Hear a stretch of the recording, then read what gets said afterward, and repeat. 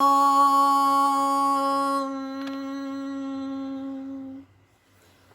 ಓಂ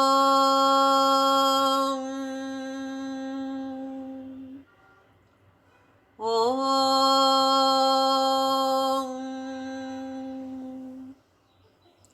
ಶುಕ್ಲಾಂಬರಧರಂ ವಿಷ್ಣುಂ ಶಶಿವರ್ಣಂ ಚತುರ್ಭುಜಂ ಪ್ರಸನ್ನವದನಂ ಧ್ಯಾಯೇತ್ ಸರ್ವವಿಘ್ನೋಪಶಾಂತಯೇ.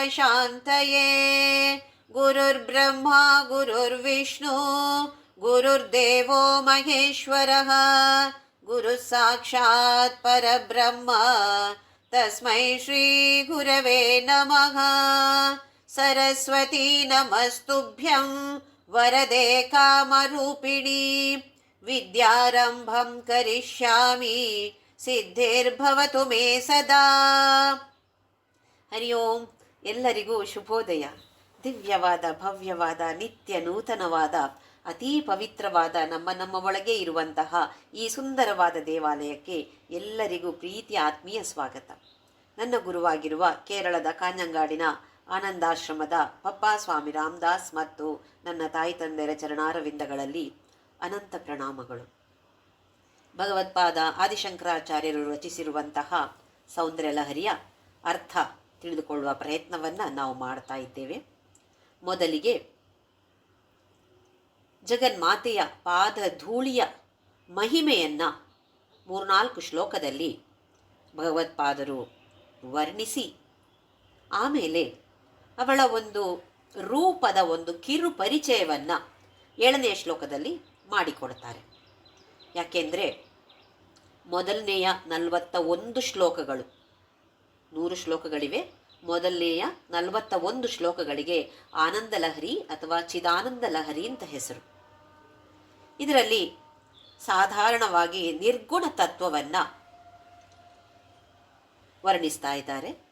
42ರಿಂದ 100ನೇ ಶ್ಲೋಕದವರೆಗೂ ಸಗುಣ, ಅವಳ ಕಿರೀಟದಿಂದ ಹಿಡಿದು ಪಾದದವರೆಗೆ ಪ್ರತಿಯೊಂದು ಅಂಗದ ವರ್ಣನೆ ಅಂದರೆ ಸಗುಣ.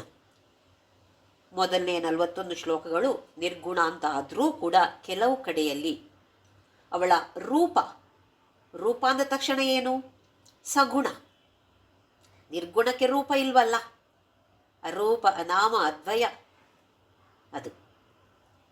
ಆದರೆ ಕೆಲವು ಕಡೆಯಲ್ಲಿ ಸಗುಣವನ್ನು ಕೂಡ ಈ ನಿರ್ಗುಣದ ಮಧ್ಯದಲ್ಲಿ ನಮಗೆ ತಿಳಿಸಿಕೊಡ್ತಾ ಇದ್ದಾರೆ ಶಂಕರಾಚಾರ್ಯರು. ಯಾಕೆ ಅಂತ ಹೇಳಿದರೆ, ಒಂದೇ ಸಲಕ್ಕೆ ನಿರ್ಗುಣ ಅಂತ ಹೇಳಿದರೆ ನಮಗೇನು ಅರ್ಥ ಆಗೋದಿಲ್ಲ. ಧ್ಯಾನ ಮಾಡಬೇಕು ಅಂದರೆ ಏನೋ ಒಂದು ವಸ್ತುವನ್ನು ಇಟ್ಕೊಂಡ್ರೆ ಧ್ಯಾನ ಮಾಡ್ಬೋದು. ಒಂದು ಪರ್ವತವನ್ನೋ ಇಲ್ಲ ಒಂದು ದೀಪದ ಬೆಳಕನ್ನು ನೋಡಿ ಧ್ಯಾನ ಮಾಡಿ ಅಂತ ಹೇಳಿದ್ರೆ ಅದನ್ನೇ ಆಲೋಚಿಸ್ಬೋದು. ಏನೂ ಇಲ್ಲ ಅಂತೇಳಿದ್ರೆ, ಶೂನ್ಯ ಅಂತೇಳಿದ್ರೆ ಸ್ವಲ್ಪ ಕಷ್ಟ, ನಮ್ಮಂತಹ ಸಾಮಾನ್ಯ ಸಾಧಕರಿಗೆ ಸ್ವಲ್ಪ ಕಷ್ಟ. ಅದರಿಂದಾಗಿ ಅವಳು ನೋಡೋಕ್ಕೆ ಹೇಗಿದ್ದಾಳೆ, ಎಲ್ಲಿ ವಾಸ ಮಾಡ್ತಾಳೆ, ಅವಳು ವಾಸ ಮಾಡುವ ಜಾಗ ಹೇಗಿದೆ ಅಂತ ಹೇಳೋದನ್ನು ಮಣಿದ್ವೀಪದ ವರ್ಣನೆಯನ್ನು 8ನೇ ಶ್ಲೋಕದಲ್ಲಿ ಮಾಡಿಕೊಟ್ಟಿದ್ದಾರೆ. ಈಗ 9ನೇ ಶ್ಲೋಕ ನೋಡೋಣ.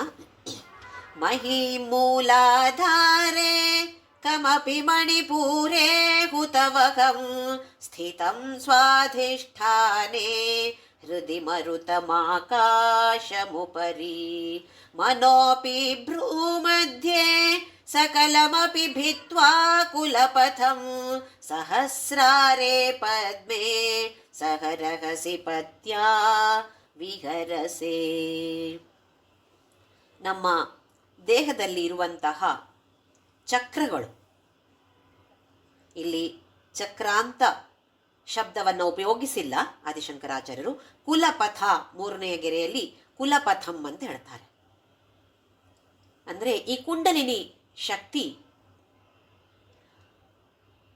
ಬೇಸ್ ಚಕ್ರ, ಆಧಾರ ಚಕ್ರವಾಗಿರುವ ಮೂಲಾಧಾರ ಚಕ್ರದಲ್ಲಿ ಒಂದು ಸರ್ಪದಂತೆ ಸುತ್ತಿಕೊಂಡಿರುತ್ತೆ. 3.5 ಸುತ್ತು ಮೂಲಾಧಾರ ಚಕ್ರದ ಹೊರಗೆ 3.5 ಸುತ್ತು ಹಾಕಿಕೊಂಡು ಈ ಕುಂಡಲಿನಿ ಶಕ್ತಿ ಸರ್ಪದ ಆಕಾರದಲ್ಲಿದ್ದುಕೊಂಡು ಮಲಗಿಕೊಂಡಿರುತ್ತೆ ಅಲ್ಲಿ.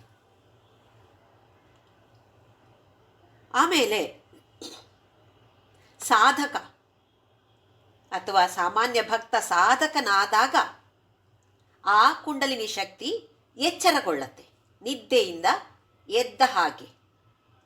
ಹಾಗೆ ಅದು ಮೇಲಕ್ಕೆ ಮೇಲಕ್ಕೆ ಬಂದು ಎಲ್ಲ ಚಕ್ರಗಳನ್ನು ಭೇದಿಸಿ ಕೊನೆಯದಾಗಿ ಇಲ್ಲಿರುವಂತಹ ನಮ್ಮ ತಲೆಯ ಮೇಲ್ಗಡೆ ಇರುವಂತಹ ಸಹಸ್ರಾರ ಚಕ್ರ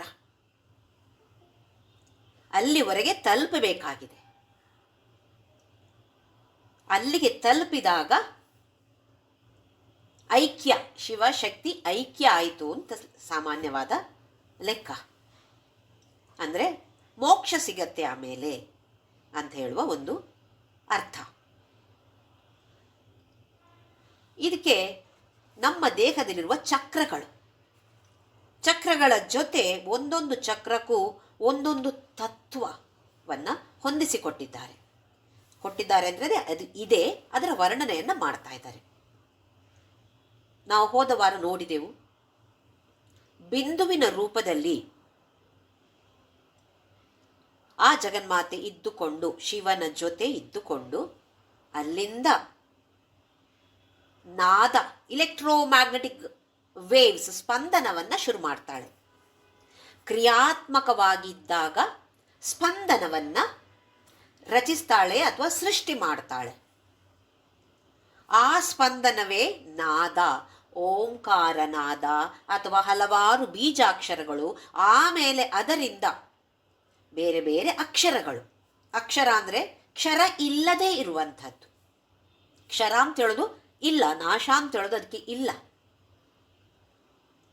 ಆಮೇಲೆ ಈ ನಾದದಿಂದ, ಬಿಂದುವಿನಿಂದ ನಾದ, ನಾದದಿಂದ ಕಿರಣಗಳು, ಬೆಳಕಿನ ಕಿರಣಗಳು. ಇದಕ್ಕೆ ಕಲಾ ಅಂತ ಹೆಸರು ಹೇಳಿದೆವು. ಈಗ ಈ ಕಿರಣಗಳು ಘನೀಕರಿಸಿ ಬೇರೆ ಬೇರೆ ಬೇರೆ ಬೇರೆ ತತ್ವಗಳಾಗತ್ತೆ. ಇದನ್ನು ಪಂಚಮಹಾಭೂತಗಳು ಅಂತ ಹೇಳ್ತೀವಿ. ಯಾವುದೆಲ್ಲ ಇದೆ ಪಂಚಮಹಾಭೂತಗಳು? ಆಕಾಶ, ವಾಯು, ಅಗ್ನಿ, ಜಲ, ಪೃಥ್ವಿ. ಇದು 5 ಮಹಾಭೂತಗಳು, ಪಂಚಮಹಾಭೂತಗಳ ಸೃಷ್ಟಿಯಾಗತ್ತೆ. ಹೇಗೆ? ಬಿಂದುವಿನಿಂದ ಈ ಇಲೆಕ್ಟ್ರೋಮ್ಯಾಗ್ನೆಟಿಕ್ ವೇವ್ಸ್ ರಚನೆ ಆಗತ್ತೆ, ಸೃಷ್ಟಿ ಆಗತ್ತೆ. ಅದರಿಂದ ನಾದ, ಶಬ್ದ, ನಾದ, ನಾದದಿಂದ ಕಲಾ ಅಥವಾ ಕಿರಣಗಳು, ಬೆಳಕಿನ ಕಿರಣಗಳು. ಇದೆಲ್ಲವೂ ಘನೀಕರಿಸಿ, ಕಂಡೆನ್ಸ್ ಅಂತ ಹೇಳ್ತೀವಿ ನಾವು ಇಂಗ್ಲಿಷಿನಲ್ಲಿ, ಆಗಿ ಬೇರೆ ಬೇರೆ ಗುಣಗಳು, ಸತ್ವ, ರಜ, ತಮ ಗುಣಗಳು, ಅದರ ಜೊತೆಯಲ್ಲಿ ಪಂಚಮಹಾಭೂತಗಳ ಸೃಷ್ಟಿಯಾಗತ್ತೆ. ಈ ಪಂಚಮಹಾಭೂತಗಳು ಬ್ರಹ್ಮಾಂಡದಲ್ಲಿಯೂ ಇದೆ, ಅಂದರೆ ವಿಶ್ವದಲ್ಲಿ ಇಡೀ ಇದೆ. ಹಾಗೆಯೇ ಪ್ರತಿಯೊಬ್ಬ ವ್ಯಕ್ತಿಯಲ್ಲಿಯೂ ಕೂಡ ಇದೆ.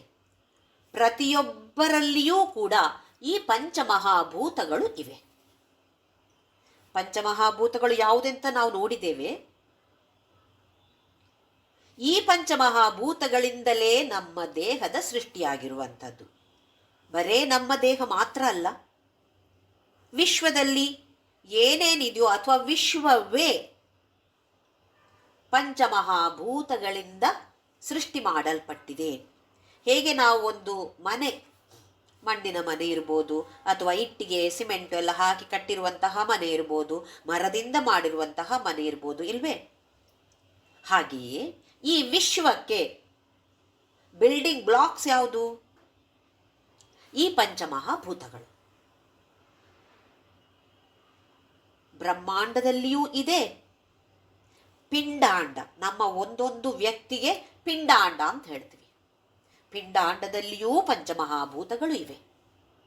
ಎಲ್ಲ ಪೃಥ್ವಿಯಿಂದ ಹಿಡಿದು ಆಕಾಶದವರೆಗೆ ಎಲ್ಲವೂ ನಮ್ಮ ದೇಹದಲ್ಲಿ ಇದೆ. ಇಲ್ಲಾಂದರೆ ನಮ್ಮ ದೇಹ ಆಗೋದಿಲ್ಲ. ಈ ಪಂಚಮಹಾಭೂತಗಳ ಜೊತೆ ನಮ್ಮ ಒಂದೊಂದು ಚಕ್ರ ಅದಕ್ಕೆ ಸೇರಿಕೊಂಡಿದೆ, ಜೊತೆಯಾಗಿ ಕೆಲಸ ಮಾಡುವಂಥದ್ದು. ಚಕ್ರ ಅಂತೇಳಿದ್ರೆ ಒಂದು ಅಂಗ ಅಲ್ಲ, ಅದು ಒಂದು ಎನರ್ಜಿ ಸೆಂಟರ್, ಒಂದು ಶಕ್ತಿಯ ಒಂದು ಸೆಂಟರ್ ಆಗತ್ತೆ. 6 ಚಕ್ರಗಳು: ಮೂಲಾಧಾರ, ಸ್ವಾಧಿಷ್ಠಾನ, ಮಣಿಪುರ, ಅನಾಹತ, ವಿಶುದ್ಧ, ಆಜ್ಞಾ ಅಂತೇಳುವ ಈ 6 ಚಕ್ರಗಳು. ಆಮೇಲೆ ಉಳಿದ 3 ಅದರಲ್ಲಿ ಮೇನ್ ಆಗಿರುವಂಥದ್ದು ಸಹಸ್ರಾರ ಚಕ್ರ. ಮೇಲ್ಗಡೆ ನಮ್ಮ ತಲೆ ಮೇಲ್ಗಡೆ ಇರುವಂಥದ್ದು ಸಹಸ್ರಾರ ಚಕ್ರ. ಮೂಲಾಧಾರ ಅಂತ ಹೇಳೋದು ನಮ್ಮ ಬೇಸ್, ನಾವು ಗುದದ್ವಾರದ ಹತ್ರ ಇರುವಂತಹ ಚಕ್ರ. ಇದು ಮೂಲಾಧಾರ ಚಕ್ರ. ಆಧಾರ, ಎಲ್ಲದಕ್ಕೂ ಆಧಾರವಾಗಿದೆ ಅಂತ ಹೇಳ್ತೀವಿ. ನಮ್ಮ ಸ್ಪೈನಲ್ ಕಾರ್ಡ್, ಮೇರುದಂಡ, ಬೆನ್ನು ಹುರಿ ಎಲ್ಲಿ ಶುರು ಆಗತ್ತೋ ಅಲ್ಲಿ ಮೂಲಾಧಾರ ಚಕ್ರ ಇದೆ. ಆಮೇಲೆ 2ನೇದು ಸ್ವಾಧಿಷ್ಠಾನ, ಜನನೇಂದ್ರಿಯದ ಹತ್ರ ಇರುವಂತಹ ಚಕ್ರ ಸ್ವಾಧಿಷ್ಠಾನ. 3ನೇದು ಮಣಿಪುರ ಚಕ್ರ, ನಮ್ಮ ನಾಭಿಯ ಹಿಂದೆ ಇರುವಂಥದ್ದು. ಅನಾಹತ ಚಕ್ರ ಹೃದಯದಲ್ಲಿರುವಂಥದ್ದು.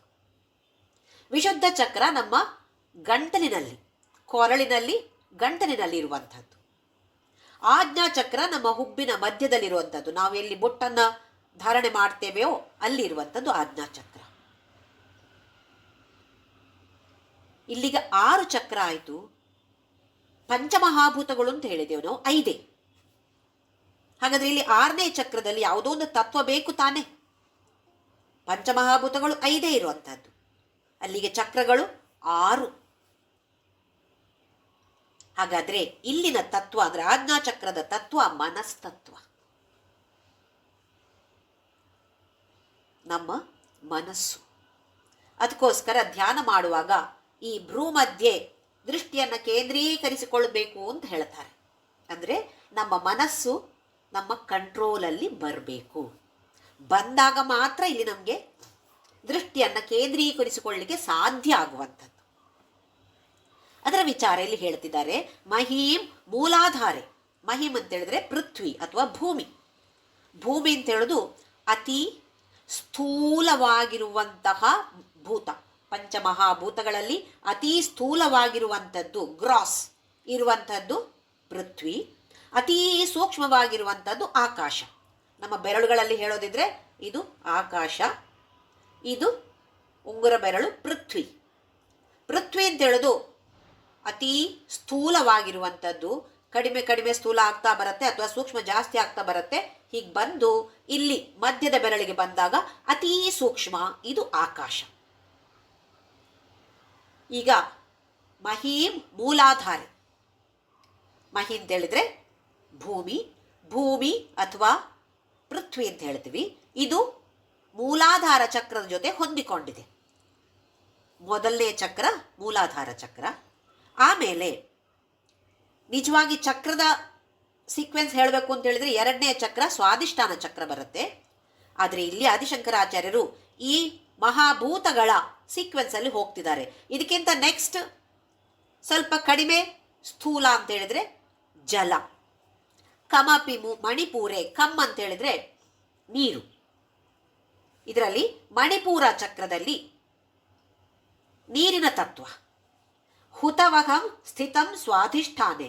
ಹುತವಹಂ ಅಂತ ಹೇಳಿದ್ರೆ ಬೆಂಕಿ ಅಥವಾ ಅಗ್ನಿ. ಅಗ್ನಿ ತತ್ವ ಎಲ್ಲಿದೆ? ಸ್ವಾಧಿಷ್ಠಾನ ಚಕ್ರದಲ್ಲಿದೆ. ಹೃದಿ ಮರುತ ಮಾಕಾಶ ಮುಪರಿ. ಹೃದಿ ಮರುತ, ಹೃದಯದಲ್ಲಿ ಮರುತ. ಮರುತ ಅಂತ ಹೇಳಿದ್ರೆ ವಾಯು. ವಾಯು ತತ್ವ ಹೃದಯದಲ್ಲಿದೆ. ಆಕಾಶ ಮುಪರಿ, ಅದಕ್ಕಿಂತ ಮೇಲೆ, ಹೃದಯದಿಂದ ಮೇಲೆ ಇರುವಂತಹ ಅನಾಹತ ಚಕ್ರದಿಂದ ಮೇಲೆ ಇರುವಂತಹ ಚಕ್ರ ವಿಶುದ್ಧ ಚಕ್ರ ನಮ್ಮ ಗಂಟಲಿನಲ್ಲಿರುವಂತಹದ್ದು, ಕುತ್ತಿಗೆಯಲ್ಲಿ ಗಂಟಲಿನಲ್ಲಿರುವಂತಹದ್ದು. ಇದರಲ್ಲಿರುವಂತಹದ್ದು ಆಕಾಶ. ಪಂಚಮಹಾಭೂತಗಳಲ್ಲಿ ಅತೀ ಸೂಕ್ಷ್ಮವಾದದ್ದು ಆಕಾಶ. ಇದು ನಮ್ಮ ವಿಶುದ್ಧ ಚಕ್ರದಲ್ಲಿದೆ. ಆಮೇಲೆ ಮನೋಪಿ ಭ್ರೂ ಮಧ್ಯೆ. ಮನಸ್ತತ್ವ ಎಲ್ಲಿದೆ? ಭ್ರೂ ಮಧ್ಯದಲ್ಲಿ. ಇದಕ್ಕೆ ಹೆಸರು ಆಜ್ಞಾ ಚಕ್ರ. ಈ ಚಕ್ರದಲ್ಲಿ ಮನಸ್ಸು ತತ್ವ ಇದೆ. ಸಕಲಮಪಿ ಭಿತ್ವಾ ಕುಲಪಥಂ ಸಹಸ್ರಾರೇ ಪದ್ಮೆ ಸಹ ರಹಸಿ ಪತ್ಯಾ ವಿಹರಸೆ.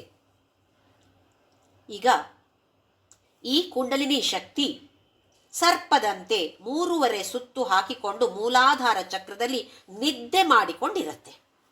ಏನಿದ್ರ ಅರ್ಥ ನಿದ್ದೆ ಮಾಡಿಕೊಂಡಿರತ್ತೆ ಅಂತ ಹೇಳಿದ್ರೆ, ಮೂಲಾಧಾರ ಅಂತ ಹೇಳಿದ್ರೆ ಭೂಮಿ. ಭೂಮಿ ಅಂತ ಹೇಳಿದ್ರೆ ವಿಷಯ ಅಥವಾ ಮ್ಯಾಟರ್ ಅಂತ ನಾವು ಹೇಳ್ತೀವಿ. ಏನು ವಿಚಾರ? ಅದಲ್ಲ, ಆ ವಿಚಾರ ಅಲ್ಲ. ಪಂಚತತ್ವಗಳಿಂದ, ಪಂಚಮಹಾಭೂತಗಳಿಂದ ಏನೆಲ್ಲ ಮಾಡಲ್ಪಟ್ಟಿದೆಯೋ ಅದೆಲ್ಲವೂ ವಿಷಯ. ವಿಷಯ ಭೋಗ ಆಸಕ್ತಿ ಅಂತ ಹೇಳೋದಿಲ್ವಾ ನಾವು? ವಿಷಯಾಸಕ್ತಿ ಅದುವೇ ಆ ವಿಷಯ. ಅದರಲ್ಲಿಯೇ ಮುಳುಗಿಕೊಂಡಿದ್ದೇವೆ. ಏನಿಲ್ಲಿ ವಿಷಯ, ಮ್ಯಾಟರ್ ಅಂದರೆ ಪ್ರಪಂಚ. ಪ್ರಪಂಚದಲ್ಲಿಯೇ ನಾವು ಮುಳುಗಿಕೊಂಡಿದ್ದೇವೆ. ಅಂದರೆ ಲೌಕಿಕ ಲೋಕದ ವಿಚಾರದಲ್ಲಿ ನಾವು ಮುಳುಗಿಕೊಂಡಿದ್ದಾಗ ಆ ಕುಂಡಲಿನಿ ಶಕ್ತಿ ಅಂತ ಹೇಳುವ ಸರ್ಪ ನಿದ್ದೆಯೇ ಮಾಡ್ತಾ ಇರತ್ತೆ. ಹಲವಾರು ವರ್ಷಗಳಾದ ಮೇಲೆ ಯಾವುದೋ ಗುರುವಿನ ಮೂಲಕ ನಮಗೆ ಓಹೋ ಹೀಗೊಂದಿದೆ, ಓ ಸಾಧನೆ ಮಾಡಬೇಕು ಅಂತೇಳುವ ಆಸಕ್ತಿ ಉಂಟಾದಾಗ ಈ ಸರ್ಪ ಕುಂಡಲಿನಿ ಶಕ್ತಿ ಎದ್ದು ನಿಲ್ಲತ್ತೆ. ಈಗ ಇದು ಏನು ಮಾಡಬೇಕಾಗಿದೆ? ನಾವು ಸಾಧನೆ ಮಾಡ್ತಾ ಮಾಡ್ತಾ ಮಾಡ್ತಾ, ಏನೋ 1 ವರ್ಷದ 2 ವರ್ಷದ ಸಾಧನೆಯಲ್ಲಿ ಏನು ನಡೆಯೋದಿಲ್ಲ. ಹಲವಾರು ವರ್ಷಗಳು, ಹಲವಾರು ಜನ್ಮಗಳು ಸಾಧನೆ.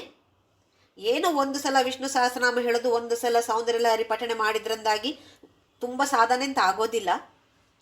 ಅದಕ್ಕೆ ಆಳವಾದ ಗಂಭೀರವಾಗಿ ಸಾಧನೆಯನ್ನು ಮಾಡಿದಾಗ ಈ ಸರ್ಪ ಮೇಲಕ್ಕೆ ಹೋಗೋದು ಶುರು ಮಾಡತ್ತೆ. ಕುಂಡಲಿನಿ ಶಕ್ತಿ ಮೇಲಕ್ಕೆ ಎದ್ದು ಬರುತ್ತೆ. ಒಂದೊಂದೇ ಚಕ್ರವನ್ನು ಭೇದಿಸಿಕೊಂಡು ಮೇಲಕ್ಕೆ ಬರಬೇಕಾಗತ್ತೆ. ಅದರಲ್ಲಿಯೂ 2 ಚಕ್ರಗಳನ್ನು ಸೇರಿ ಒಂದು ಗ್ರಂಥಿ ಅಂತ ಆಗತ್ತೆ. ನಾವು ನೋಡಿದ್ದೇವೆ. ಮೂಲಾಧಾರೈಕ ನಿಲಯ ಬ್ರಹ್ಮ ಗ್ರಂಥಿ ವಿಭೇದಿನಿ, ಮಣಿಪುರಾಂತರುದಿತ ವಿಷ್ಣು ಗ್ರಂಥಿ ವಿಭೇದಿನಿ, ಆಜ್ಞಾಚಕ್ರಾಂತರಾಲಸ್ಥ ರುದ್ರ ಗ್ರಂಥಿ ವಿಭೇದಿನಿ. ಲಲಿತಾ ಸಹಸ್ರನಾಮದಲ್ಲಿ ನಾವು ಹೇಳ್ತೀವಿ. ಈ ಮೂಲಾಧಾರ ಮತ್ತು ಸ್ವಾದಿಷ್ಠಾನ ಇದೆರಡು ಸೇರಿಸಿ ಬ್ರಹ್ಮಗ್ರಂಥಿ, ಮಣಿಪುರ ಮತ್ತು ಅನಾಹತ ಸೇರಿಸಿ ವಿಷ್ಣು ಗ್ರಂಥಿ, ವಿಶುದ್ಧ ಮತ್ತು ಆಜ್ಞಾ ಸೇರಿಸಿ ರುದ್ರಗ್ರಂಥಿ. ಏನು ಗ್ರಂಥಿ ಅಂತೇಳಿದರೆ ಒಂದು ಕಟ್ಟ ಹಾಕೋದಿಲ್ಲ, ಗಂಟು ಹಾಕೋದಿಲ್ವ ನಾವು? ಹಾಗೆಯೇ ಏನು ಗಂಟು ಹಾಕಿಕೊಂಡು ಅಲ್ಲಿಲ್ಲ. ಆದರೆ ಗಂಟು ಅಂತೇಳಿದರೆ ಏನು? ನಮ್ಮ ಎಲ್ಲ ಒಂದು ವ್ಯಾಮೋಹಗಳು, ಎಲ್ಲದರ ಜೊತೆ ಅಟ್ಯಾಚ್ಮೆಂಟ್ ನಮಗೆ. ಅದು ಒಂದೊಂದೊಂದೊಂದೇ ಗಂಟನ್ನು ಲೂಸ್ ಮಾಡಿಕೊಂಡು ಬರಬೇಕಾಗಿದೆ. ಅದು ಲೂಸ್ ಮಾಡೋದು ಹೇಗೆ? ನಮ್ಮ ಸಾಧನೆಯ ಮೂಲಕ. ಸಾಧನೆ ಮಾಡ್ತಾ ಮಾಡ್ತಾ ಹೋದ ಹಾಗೆ ಆ ಗಂಟುಗಳೆಲ್ಲ ಲೂಸ್ ಸಡಿಲವಾಗಿಬಿಡತ್ತೆ. ಆಗ ಈ ಕುಂಡಲಿನಿ ಶಕ್ತಿ ಮೇಲಕ್ಕೆ ಏರೋದು ಸುಲಭ ಆಗತ್ತೆ. ಆರೋಹಣ ಇಲ್ಲಿ ಅದು ಕುಲಪಥ. ಪಥ ಅಂತ ಹೇಳಿದ್ರೇನು? ದಾರಿ.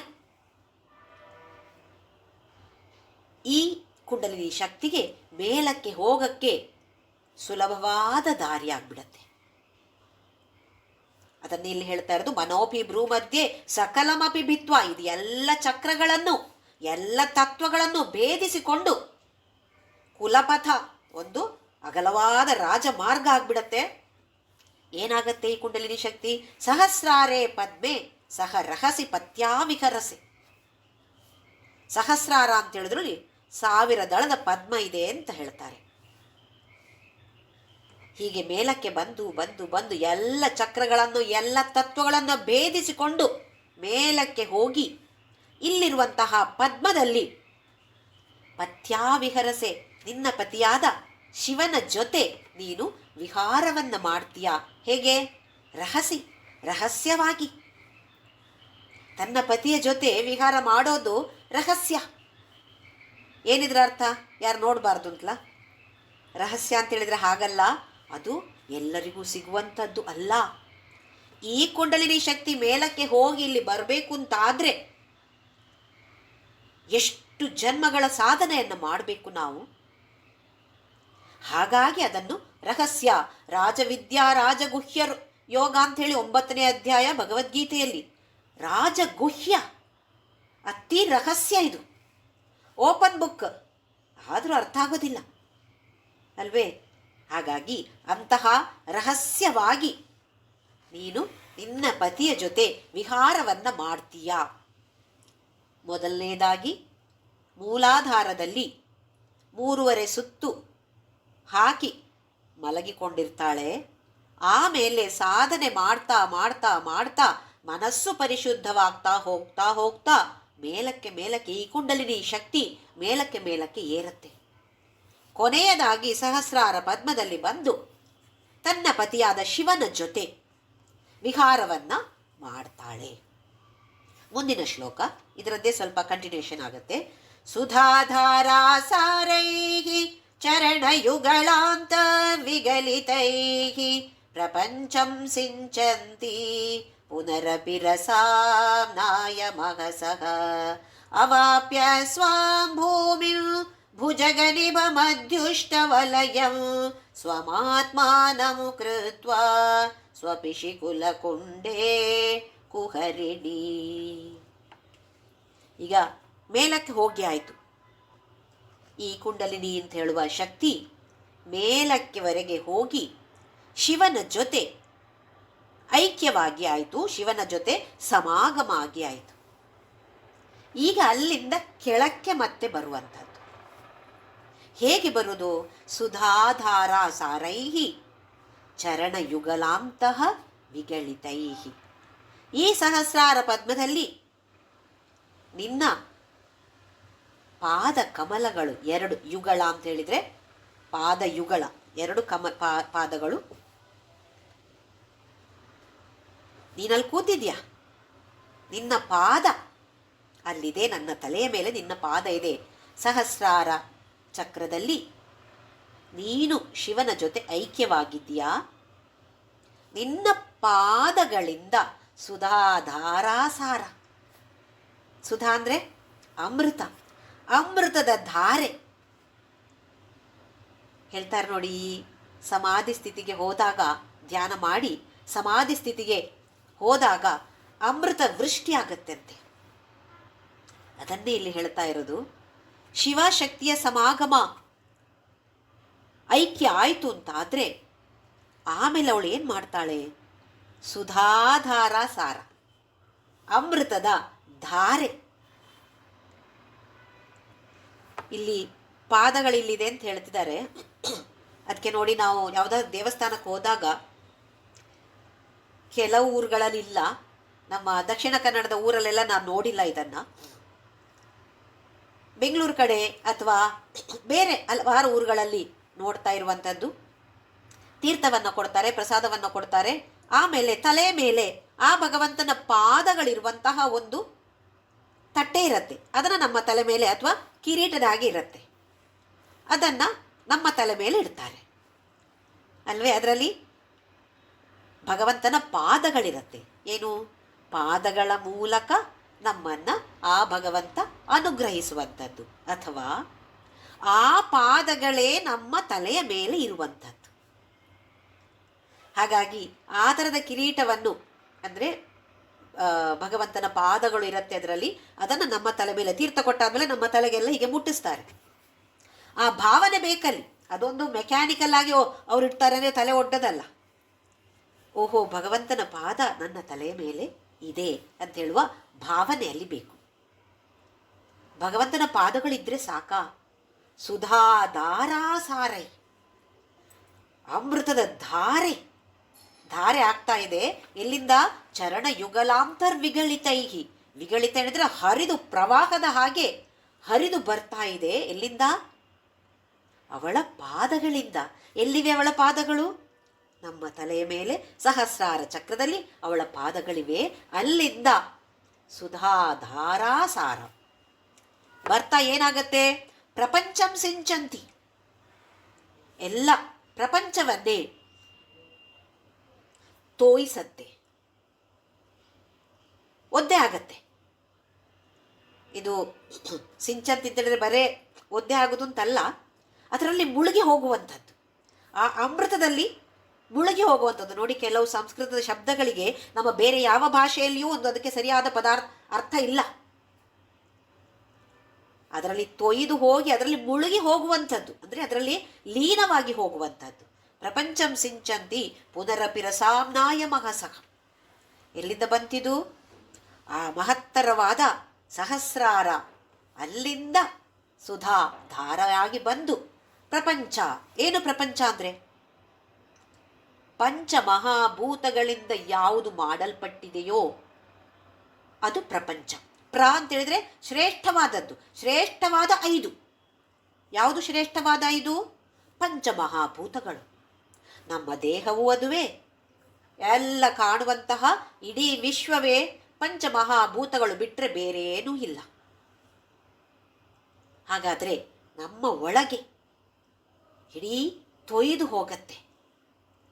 ಹಾಗೆಯೇ ಹೊರಗಡೆ ಪ್ರಪಂಚದಲ್ಲೂ ಇದು ನಡೀತಾ ಇದೆ. ನಾವೇನೋ ನಮ್ಮ ದೇಹದಲ್ಲಿ ಮಾತ್ರ ಅಂತ ಅನ್ಕೋಬಾರ್ದು. ಎಲ್ಲ ಪ್ರಪಂಚದಲ್ಲಿ ಕೂಡ ಎಲ್ಲೋ ಒಂದು ಕಡೆ ಅಲ್ಲದಿದ್ದರೆ ಇನ್ನೊಂದು ಕಡೆ ನಡೀತಾನೇ ಇದೆ ಈ ಥರದ ಸುಧಾ ಧಾರಾವೃಷ್ಟಿ. ಆಮೇಲೆ ಅವಾಪ್ಯ ಸ್ವಾಂ ಭೂಮಿ, ಕೆಳಗಡೆ ಬರ್ತಾ ಬರ್ತಾ ಈ ಕುಂಡಲಿನಿ ಶಕ್ತಿ ಮೇಲೆ ಹೋಯಿತು, ಈಗ ಕೆಳಗಡೆ ಬರ್ತಾ ಇದೆ. ಎಲ್ಲಿಗೆ? ಮತ್ತೆ ನಿನ್ನ ಭೂಮಿಗೆ. ಯಾವುದು? ಮೂಲಾಧಾರ ಚಕ್ರಕ್ಕೆ. ಮೂಲಾಧಾರ ಚಕ್ರದಿಂದ ತಾನೇ ಶುರು ಮಾಡಿರೋದು. ಈಗ ಮತ್ತೆ ಮೂಲಾಧಾರ ಚಕ್ರಕ್ಕೆ ವಾಪಸ್ಸು ಹಿಂತಿರುಗಿ ಬಂದು ಭುಜಗನಿಭ ಅದ್ಯುಷ್ಟ ವಲಯಂ, ಮತ್ತೆ ಸರ್ಪದ ಹಾಗೆ 3.5 ಸುತ್ತು ಹಾಕಿಕೊಂಡು, ಅಲ್ಲಿ 3.5 ಅಂತ ಕೊಟ್ಟಿಲ್ಲ, ಅದ್ಯುಷ್ಟ ವಲಯಂ ಅಂತ ಹೇಳಿದ್ದಾರೆ. ಈ ವಲಯ ಅಂದರೆ ಈ ಮೂಲಾಧಾರ ಚಕ್ರಕ್ಕೆ ಸುತ್ತಿಕೊಂಡು ಇರುವಂಥದ್ದು. ಮತ್ತೆ ಬಂದು ಅಲ್ಲಿರ್ತೀಯ ನೀನು. ಸ್ವಮಾತ್ಮಾನಂ ಕೃತ್ವ, ಈಗ ಜೀವಾತ್ಮ ಪರಮಾತ್ಮ ಐಕ್ಯ ಆಗಿ ಆಯ್ತು ಇಲ್ಲಿ. ಅದೇ ಅಲ್ಲಿಯೇ ಇದ್ದುಕೊಂಡ್ರೆ ಲೋಕದ ವ್ಯವಹಾರ ಹೇಗೆ ಮಾಡೋದು? ಲೋಕದ ವ್ಯವಹಾರಕ್ಕೆ ಮತ್ತೆ ಜೀವಾತ್ಮ ರೂಪದಲ್ಲಿ ಇರಬೇಕಾಗಿದೆ. ರೂಪ ಬದಲಾಗೋದಿಲ್ಲ, ಆ ಭಾವನೆ ಕೂಡ ಬೇಕು. ಇಲ್ಲ ಅಂದರೆ ಲೋಕದ ಜೊತೆ ವ್ಯವಹಾರ ಮಾಡಲಿಕ್ಕೆ ಅಸಾಧ್ಯ. ಹಾಗಾಗಿ ನಿನ್ನ ಮನೆ ಅಂತ ಹೇಳಿದ್ರೆ ಆ ಮೂಲಾಧಾರ ಚಕ್ರಕ್ಕೆ ಬಂದು ಈ ಜೀವಾತ್ಮ ಯಾವುದು ಮಾಡ್ತೋ, ಯಾರು ಸಾಧನೆ ಮಾಡಿದ್ರೋ ಆ ಸಾಧಕನಾಗಿ ಮತ್ತೆ ಕೆಳಗಡೆ ಬಂದು ಸ್ವಪಿಶಿ, ಮತ್ತೆ ನಿದ್ದೆ. ಕುಲಕುಂಡೆ ಕುಹರಿಣಿ, ಕುಹರ ಅಂತ ಹೇಳಿದ್ರೆ ಗುಹೆ. ಮತ್ತೆ ಗುಹೆಯ ಒಳಗೆ ಹೋಗಿ ಒಂದು ಆಳವಾದ ಹೊಂಡ ಅಂತ ಅನ್ಕೊಳ್ಳಿ, ಅಲ್ಲಿ ಹೋಗಿ ಮತ್ತೆ ನಿದ್ದೆ ಮಾಡ್ತೀಯ. ಹಾಗಾದರೆ ಮೊದಲು ಮಾಡಿಕೊಂಡಿದ್ದ ನಿದ್ದೆಗೂ ಈಗಿನ ಮಾಡುವ ನಿದ್ದೆಗೂ ವ್ಯತ್ಯಾಸ ಇದೆ. ಮೊದಲು ಲೋಕದ ವಿಷಯದಲ್ಲಿ ಮುಳುಗಿ ನಿದ್ದೆ ಮಾಡ್ತಾ ಇದ್ದದ್ದು. ಆಮೇಲೆ ಸಾಧನೆ ಮಾಡ್ತಾ ಮಾಡ್ತಾ ಮಾಡ್ತಾ ಕುಂಡಲಿನಿ ಶಕ್ತಿ ಜಾಗೃತವಾಗಿ ಮೇಲಕ್ಕೆ ಏರಿ ಸಹಸ್ರಾರ ಪದ್ಮದಲ್ಲಿ ಪತಿಯಾದ ಶಿವನ ಜೊತೆ ವಿಹಾರವನ್ನ ಮಾಡಿ ಮತ್ತೆ ಹಿಂತಿರುಗಿ ಬರುವಂಥದ್ದು. ಹಿಂತಿರುಗಿ ಬಂದಾಗ ಶಿವನೂ ಶಕ್ತಿಯು ಜೊತೆಯಾಗಿ ಬರ್ತಾರೆ. ಶಕ್ತಿ ಮಾತ್ರ ಅಲ್ಲ, ಶಿವ ಮತ್ತೆ ಶಕ್ತಿ ಇಬ್ರು ಕೂಡ, ಎರಡು ಜೊತೆಯಾಗಿ, ಕಾನ್ಷಿಯಸ್ನೆಸ್ ಮತ್ತೆ ಆ ಎನರ್ಜಿ ಎರಡು ಕೂಡ. ಈಗ ವ್ಯತ್ಯಾಸ ಇದೆ, ಈಗ ಅರಿವು ಇದೆ. ಈಗಿನ ಜೀವನಕ್ಕೂ ಮೊದಲಿನ ಜೀವನಕ್ಕೂ ತುಂಬ ವ್ಯತ್ಯಾಸ ಬರುತ್ತೆ. ಯಾಕೆ? ಆ ಸ್ಥಿತಿಯನ್ನು ತಲುಪಿದಾಗ ಜ್ಞಾನ ಸಿಕ್ತು. ಈಗ ವ್ಯತ್ಯಾಸ ಇದೆ, ನಮ್ಮ ದೃಷ್ಟಿಕೋನದಲ್ಲಿ ವ್ಯತ್ಯಾಸ ಆಗ್ಬಿಡತ್ತೆ. ಆ ಶಕ್ತಿ ನಮ್ಮನ್ನು ಫುಲ್ಲಿ ತೆಗೆದುಕೊಂಡು ಬಿಡುತ್ತೆ. ನಮ್ಮ ಇಡೀ ದೇಹ ಮನಸ್ಸು ಎಲ್ಲವೂ ಕೂಡ ಈಗ ಆ ಶಕ್ತಿದಾಗ್ಬಿಡ್ತು. ಇಲ್ದಿದ್ರೆ ನಾನು ಅಂತ ಹೇಳ್ತಾ ಇದ್ದಿದ್ದು ಈಗ ಎಲ್ಲ ನನ್ನದಲ್ಲ, ಎಲ್ಲ ಪರಮಾತ್ಮ, ಎಲ್ಲ ಜಗನ್ಮಾತೆಯೇ ಮಾಡ್ತಾ ಇರುವಂಥದ್ದು.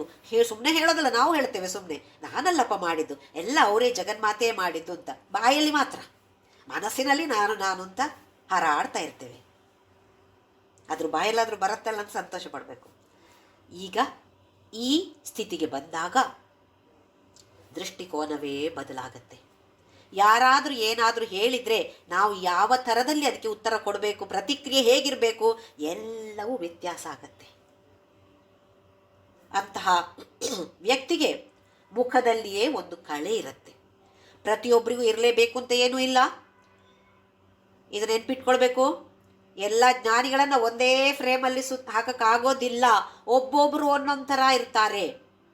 ಒಬ್ಬೊಬ್ರು ಯಾವತ್ತು ನೋಡಿದರೂ ಕೋಪ ಮಾಡ್ಕೊಂಡಿರ್ಬೋದು.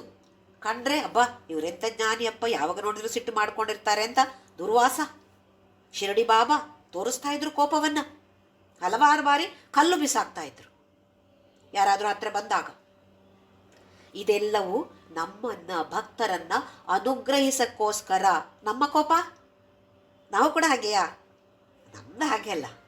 ನಮ್ಮದು ಒಳಗೊಳಗೆ ಅಸೂಯೆ, ದ್ವೇಷ ಎಲ್ಲವೂ ಇರುತ್ತೆ. ಕಾಮ, ಕ್ರೋಧ, ಲೋಭ, ಮೋಹ, ಮದ, ಮಾತ್ಸರ್ಯ ಅಂತ ಹೇಳುವ 6 ವೈರಿಗಳನ್ನು ತುಂಬಿಕೊಂಡಿದ್ದಾಗ ಕುಂಡಲಿನಿ ಶಕ್ತಿ ನಿದ್ದೆಯೇ ಮಾಡ್ತಾ ಇರುತ್ತೆ. ಸಾಧನೆ ಶುರು ಮಾಡಿದ ತಕ್ಷಣ ಕುಂಡಲಿನಿ ಶಕ್ತಿ ಜಾಗೃತ ಆಗೋದಿಲ್ಲ. ತುಂಬ ಸಾಧನೆಯನ್ನು ಮಾಡಬೇಕು. ಹಾಗೆ ಮಾಡಿದಾಗ ಅದು ಮೇಲಕ್ಕೆ ಜಾಗೃತವಾಗಿ ಮೇಲಕ್ಕೆ ಏರಿ ಆಮೇಲೆ ಶಿವನ ಜೊತೆ ಕೆಳಗಡೆ ಬಂದು ಈಗ ನಿದ್ದೆ ಮಾಡೋದಕ್ಕೆ ಮೊದಲಿನ ನಿದ್ದೆಗೂ ಈಗಿನ ನಿದ್ದೆಗೂ ತುಂಬ ವ್ಯತ್ಯಾಸ ಇದೆ. ಈಗ ಅದರ ಬಗ್ಗೆ ಅರಿವು ಇದೆ. ಇದೀಗ ಸಿಂಚಂತಿ ಅಂತ ಹೇಳಿದ್ರೆ ಹೇಗೆ ಅಂತ ಹೇಳಿದ್ರೆ, ನಾವು ನಮ್ಮ ಫೋನ್ಗಳನ್ನು ಚಾರ್ಜ್ ಮಾಡ್ತೇವೆ ನೋಡಿ. ಯಾಕೆ ಚಾರ್ಜ್ ಮಾಡಬೇಕು? ಬ್ಯಾಟ್ರಿ ಕಡಿಮೆ ಆಗತ್ತೆ. ಉಪಯೋಗಿಸಿದ ಹಾಗೆ ಬ್ಯಾಟ್ರಿ ಕಡಿಮೆ ಆಗ್ತಾ ಹೋಗುತ್ತೆ. ಆ 0 ಬಂದರೆ ಮತ್ತೆ ಅದನ್ನು ನಾವು ಉಪಯೋಗಿಸೋ ಆಗುವಿಲ್ಲ. ಹಾಗೆ ದಿನ ನೋಡಿಕೊಳ್ತೇವೆ, ಅಪ್ಪ ಎಷ್ಟು ಬಂದಿದೆ, ಇನ್ನು ಚಾರ್ಜ್ ಮಾಡಬೇಕಾ? ಮಾಡೋದಿಲ್ವ ನಾವೆಲ್ಲ? ಫೋನ್ ಬೇಕೇ ಬೇಕು ನಮಗೆ. ಹಾಗೆಯೇ ಇಲ್ಲಿ ಕೂಡ ಸಿಂಚಂತಿ ಅಂತ ಹೇಳಿದರೆ ನಮ್ಮ ಎಲ್ಲ ಚಕ್ರಗಳು, ಮನಶ್ಚಕ್ರ ಇಲ್ಲಿದೆ, ಎಲ್ಲವೂ ಚಾರ್ಜ್ ಆಗಿಬಿಡತ್ತೆ. ಎಲ್ಲ ತತ್ವಗಳು ಮತ್ತೆ ಫುಲ್ಲಿ ಚಾರ್ಜ್ ಆಗಿಬಿಡತ್ತೆ. ನೀವು ಯಾವ ಜ್ಞಾನಿಯನ್ನೇ ನೋಡಿದ್ರು, ಇಲ್ಲಿ ಜ್ಞಾನ ಅಂತ ಹೇಳಿದರೆ ದೇವಿ ಉಪಾಸಕರು ಇರ್ಬೋದು, ಒಂದು ಸಗುಣ ಉಪಾಸಕರು ಇರ್ಬೋದು. ಜ್ಞಾನಿಯಿಂದ ಹೇಳಿದ ತಕ್ಷಣ ಏನು ಇಲ್ಲದೆ ಸುಮ್ಮನೆ ಕೂತಿರ್ಬೇಕು ಅಂತಲ್ಲ ಅರ್ಥ. ಯಾರಿಗೆ ಇದರ ಅರಿವು, ಈ ಅನುಭವ ಯಾರಿಗೆ ಬಂತೋ ಅಂಥವರನ್ನ ಹೇಳ್ತಾ ಇರೋದು. ಈ ದೈಹಿಕವಾಗಿ ರೋಗ ಇರ್ಬೋದು. ಭಗವಾನ್ ರಮಣ ಮಹರ್ಷಿಗೆ ಸಾರ್ಕೋಮಾ ಅಂತ ಹೇಳುವ ಕ್ಯಾನ್ಸರ್ ಬಂತು. ಆದರೆ ವ್ಯತ್ಯಾಸ ಏನು ಅಂತ ಹೇಳಿದ್ರೆ, ಅದರಿಂದಾಗಿ ಅವರು ನರಳಲಿಲ್ಲ. ನೋವಿತ್ತು, ದೇಹಕ್ಕೆ ನೋವಿತ್ತು, ಸಹಜವೇ. ಆದರೆ ನರಳಲಿಲ್ಲ. Suffering is not there, pain is there, no suffering. ಯಾಕೆ? ಬ್ಯಾಟ್ರಿ ಚಾರ್ಜ್ ಆಗ್ತಾನೇ ಇದೆ. ನಮ್ಮದು ನೋಡಿ, ಈ ಕಾನ್ಷಿಯಸ್ನೆಸ್, ಆತ್ಮ ಅಂತ ಹೇಳೋದು ಒಬ್ಬೊಬ್ಬರಲ್ಲಿ ಒಂದೊಂದು ಥರದ ಮಟ್ಟದಲ್ಲಿ, ಲೆವೆಲಲ್ಲಿ ಇರುತ್ತೆ. ಎಲ್ಲರಲ್ಲಿ ಒಂದೇ ಲೆವೆಲಲ್ಲಿ ಇರೋದಿಲ್ಲ. ಒಂದು ಕಲ್ಲಿನಲ್ಲಿಯೂ ಆತ್ಮ ಇದೆ, ಆದರೆ ತುಂಬ ಕಡಿಮೆ ಸ್ಥಿತಿಯಲ್ಲಿದೆ. ಆ ಮಟ್ಟ, ಅದರ ಪವರ್ನ ಮಟ್ಟ ತುಂಬ ಕಡಿಮೆ ಇದೆ ಅಲ್ಲಿ. ಯಾಕೆಂತೇಳಿದರೆ ಈ ಪಂಚಭೂತಗಳು ಬೇರೆ ಬೇರೆ ರೇಷ್ಯೋದಲ್ಲಿ ಸೇರಿಕೊಂಡು ಒಂದು ಕಲ್ಲಾಗೋದು, ಮರ ಆಗೋದು, ಪ್ರಾಣಿ ಆಗೋದು, ಮನುಷ್ಯ ಆಗೋದು ಎಲ್ಲ ಬೇರೆ ಬೇರೆ ಲೆವೆಲಲ್ಲಿರುತ್ತೆ. ಅದೇ ನಮಗೆ ರೋಗ ಬಂದಾಗ, ವಯಸ್ಸಾದಾಗ ಏನಾಗುತ್ತೆ ನಮಗೆ ಗೊತ್ತಿದೆ. ಶಕ್ತಿ ಎಲ್ಲ ಕಡಿಮೆ ಆಗುತ್ತೆ, ಯಾವುದ್ರಲ್ಲೊಂದು ಉತ್ಸಾಹ ಇಲ್ಲ, ಎದ್ದು ಕೂರಕ್ಕಾಗಲ್ಲ, ನಿಂತು ನಡೆಯೋಕ್ಕಾಗಲ್ಲ, ಯಾರಾದರೂ ನಮಗೆ ತಿನ್ನಿಸ್ಬೇಕು ಅಲ್ವೇ? ಈ ಥರದ ಪರಿಸ್ಥಿತಿಯನ್ನು ನಾವು ನೋಡ್ತೀವಿ. ನಮಗೆ ಬಂದಿರ್ಬೋದು, ಇಲ್ಲ ಬೇರೆಯವ್ರನ್ನಾದರೂ ನೋಡಿ ಗಮನಿಸಿ ಗೊತ್ತಿದೆ ನಮಗೆ. ಇದೆಲ್ಲ ಏನಾಗೋದು? ಅದೆಲ್ಲ ಕ್ಷೀಣ ಆಗ್ತಾ ಹೋಗೋದು. ಆ ಶಕ್ತಿ ಅದರಲ್ಲಿ ಕ್ಷೀಣ ಆಗ್ತಾ ಹೋಗೋದು. ಇದೀಗ ನಮಗೆ ರೀಚಾರ್ಜ್ ಮಾಡುತ್ತೆ. ಯಾವಾಗ ಈ ಸಹಸ್ರಾರ ಪದ್ಮಕ್ಕೆ ಹೋಗಿ ಕುಂಡಲಿನಿ ಶಕ್ತಿ ಹೋಗಿ ಮತ್ತೆ ಕೆಳಗಡೆ ಬರುತ್ತೋ, ಇದು ಎಲ್ಲವನ್ನ ಮತ್ತೆ ಚಾರ್ಜ್ ಮಾಡ್ತಾ ಇರುತ್ತೆ. ಪ್ರತಿಯೊಂದು ಚಕ್ರ, ಪ್ರತಿಯೊಂದು ತತ್ವ, ಪ್ರತಿಯೊಂದು ಭೂತ ಅಂತೇಳಿದ ತಕ್ಷಣ ನಮ್ಮ ಮಂಗಳೂರು ಕಡೆಯ ಭೂತ ಅಲ್ಲ ಇದು. ಆ ವಿಚಾರದ ಭೂತ ಅಲ್ಲ. ಕಲ್ಲುರುಟಿ, ಪಂಜುರುಳಿ ಅಂತೇಳುವ ಆ ಭೂತದ ವಿಷಯ ಅಲ್ಲ. ಇಲ್ಲಿ ಪಂಚಮಹಾಭೂತಗಳು ಅಂತ ಹೇಳ್ತೀವಲ್ಲ ಅದರದ್ದು. ಪ್ರತಿಯೊಂದು ತತ್ವವು ಕೂಡ ಮತ್ತೆ ರೀಚಾರ್ಜ್ ಆಗ್ತಾ ಇರುತ್ತೆ. ಈಗಲೂ ನಮಗೆ ರೀಚಾರ್ಜ್ ಆಗತ್ತೆ. ಎಲ್ಲಿ? ಮೂಲಾಧಾರ ಚಕ್ರದಲ್ಲಿ. ಮೂಲಾಧಾರ ಚಕ್ರದಲ್ಲಿ ನಮಗೆ ನಮ್ಮ ಸ್ಟೇಷನ್ ಅದೀಗ ರೀಚಾರ್ಜ್ ಆಗ್ತಾ ಇರುವ ಕಾರಣ ಲೋಕದ ವಿಚಾರದಲ್ಲಿಯೇ ಆಸಕ್ತಿ. ಯಾವಾಗ ಈ ಥರದ ವ್ಯಾಮೋಹವನ್ನು ಬಿಟ್ಟು, ಪ್ರಪಂಚದ ವ್ಯಾಮೋಹವನ್ನು ಬಿಟ್ಟು ಸ್ವಲ್ಪ ಸ್ವಲ್ಪವಾಗಿ ಭಗವಂತ ಇದರಲ್ಲಿ ಈ ವಿಚಾರದಲ್ಲಿ ತಿಳಿದುಕೊಳ್ಬೇಕು. ಪರಬ್ರಹ್ಮ ಅಂದರೆ ಯಾರು, ಜಗನ್ಮಾತೆ ಯಾರು, ಈ ವಿಚಾರವನ್ನು ತಿಳಿದುಕೊಳ್ಳಬೇಕು ಅಂತ ಹೇಳುವ ಆಸಕ್ತಿ ಹುಟ್ಟಿ ಸ್ವಲ್ಪ ಸ್ವಲ್ಪ ಸಾಧನೆಯನ್ನು ಮಾಡ್ತಾ ಹೋದ ಹಾಗೆ ಈ ಕುಂಡಲಿನಿ ಶಕ್ತಿ ಜಾಗೃತವಾಗಿ ಮೇಲಕ್ಕೆ ಬಂದು ಯಾವಾಗ ಸಹಸ್ರಾರ ಪದ್ಮಕ್ಕೆ ಸೇರತ್ತೋ, ಈಗ ಚಾರ್ಜಿಂಗ್ ಸ್ಟೇಷನ್ ಇಲ್ಲಿ ಸಹಸ್ರಾರದಲ್ಲಿ, ಈಗ ಆ ವ್ಯಕ್ತಿಗೆ, ಅಂತಹ ಸಾಧಕನಿಗೆ ಜೀವನ್ಮುಕ್ತಿ ಸಿಕ್ಕಿ ಆಯಿತು. ಇನ್ನೀಗ ಚಾರ್ಜಿಂಗ್ ಸ್ಟೇಷನ್ ಮೂಲಾಧಾರದಿಂದ ಹೋಗಿ ಈಗ ಸಹಸ್ರಾರ ಚಕ್ರದಲ್ಲಿ ಆದಾಗ ಪ್ರಪಂಚದಲ್ಲಿ ಯಾವ ವ್ಯಾಮೋಹವೂ ಇಲ್ಲ. ಪ್ರೀತಿ ಇಲ್ಲ ಅಂತಲ್ಲ, ನೋಡಿ ನೆನ್ಪಿಟ್ಕೊಳ್ಬೇಕು. ವ್ಯಾಮೋಹ ಬೇರೆ, ಪ್ರೀತಿ ಬೇರೆ. ಎಲ್ಲರನ್ನು ಪ್ರೀತಿಸುವಂತಹ ವ್ಯಕ್ತಿ ಆಗ್ತಾನೆ. ನಾವು ಪ್ರೀತಿಸ್ತೇವೆ ನಮ್ಮ ಮನೆಯವರನ್ನು ಮಾತ್ರ, ನಮ್ಮ ಕುಟುಂಬಸ್ಥರನ್ನು ಹೆಚ್ಚು ಅಂತಿಲ್ಲ, ಸ್ವಲ್ಪ ಒಂದು 10 ಜನ ಸ್ನೇಹಿತರಿರ್ಬೋದು, ಮತ್ತೆ ಬಿಟ್ಟರೆ ಮತ್ತೆಲ್ಲರೂ ಬೇರೆ, ಅವ್ರಿಗೇನಾದರೂ ಆಗಲಿ ನನಗೇನು. ಈ ವ್ಯಕ್ತಿ, ಈ ಸಾಧಕ ಹಾಗಾಗೋದಿಲ್ಲ. ಇದು ವ್ಯತ್ಯಾಸ ಇರುವಂಥದ್ದು. ಯಾವಾಗ ಪ್ರಪಂಚಂ ಸಿಂಚಂತಿ ಅಂತಾಗತ್ತೋ ಆಗ ಹೀಗೆಲ್ಲ ಆಗುವಂಥದ್ದು.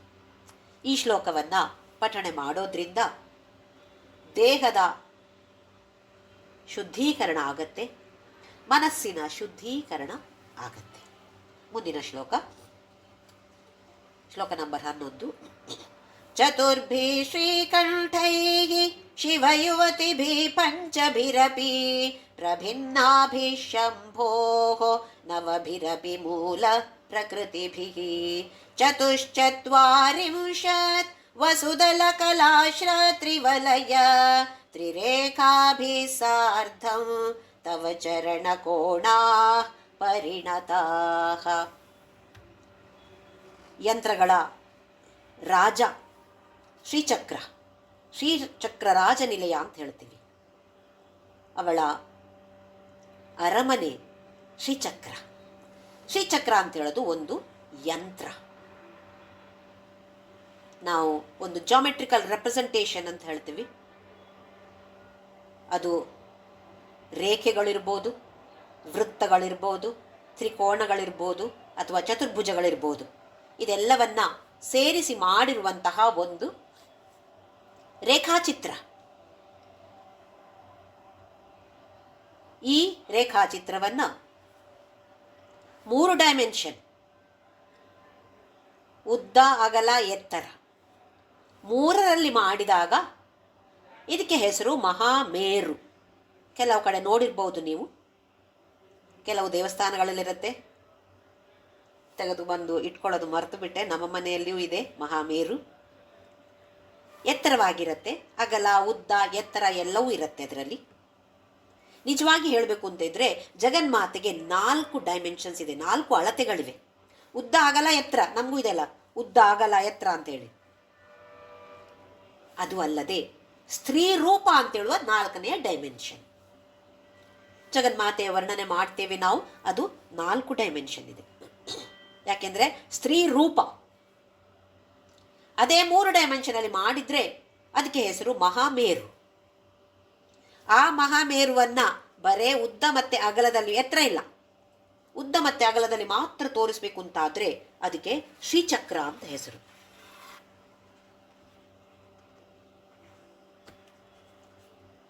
ಇದು ಶ್ರೀಚಕ್ರ, ಎಲ್ಲರೂ ನೋಡಿರ್ಬಹುದು. ಇದರ ವರ್ಣನೆಯನ್ನ ಮಾಡ್ತಾ ಇದ್ದಾರೆ. ಶ್ರೀವಿದ್ಯಾ ಉಪಾಸಕರೆಲ್ಲರೂ ಕೂಡ ಈ ಶ್ರೀಚಕ್ರವನ್ನ ಪೂಜೆ ಮಾಡಿಯೇ ಮಾಡ್ತಾರೆ.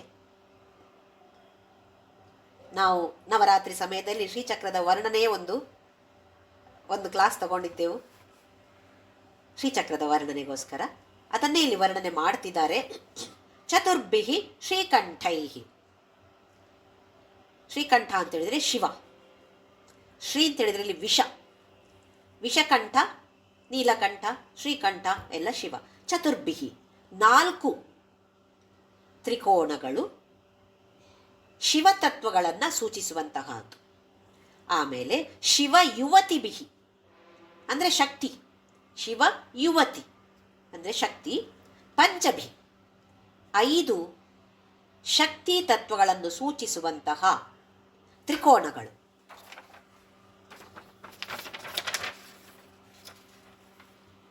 ಕಾಣಿಸತ್ತಾ? ಇದರಲ್ಲಿದೆ, ಬಹುಶಃ ಈ ಲೈಟ್ ರಿಫ್ಲೆಕ್ಟ್ ಆಗತ್ತೋ ಏನೋ. ಇಲ್ಲಿದೆ, ಇದು 5. ಈ ತ್ರಿಕೋಣಗಳು ಕೆಳಮುಖವಾಗಿದೆ, ಇದು ಶಕ್ತಿ ತತ್ವ. ಹಾಗೆಯೇ ಇಲ್ಲಿ 4 ಇದೆ. 4 ಶಿವತತ್ವಗಳನ್ನು ಸೂಚಿಸುವಂತಹ ಮೇಲ್ಮುಖವಾಗಿರುವಂತಹ ತ್ರಿಕೋಣಗಳು. 5 ತ್ರಿಕೋಣಗಳು ಶಕ್ತಿ ತತ್ವ, 4 ತ್ರಿಕೋಣಗಳು ಶಿವತತ್ವ.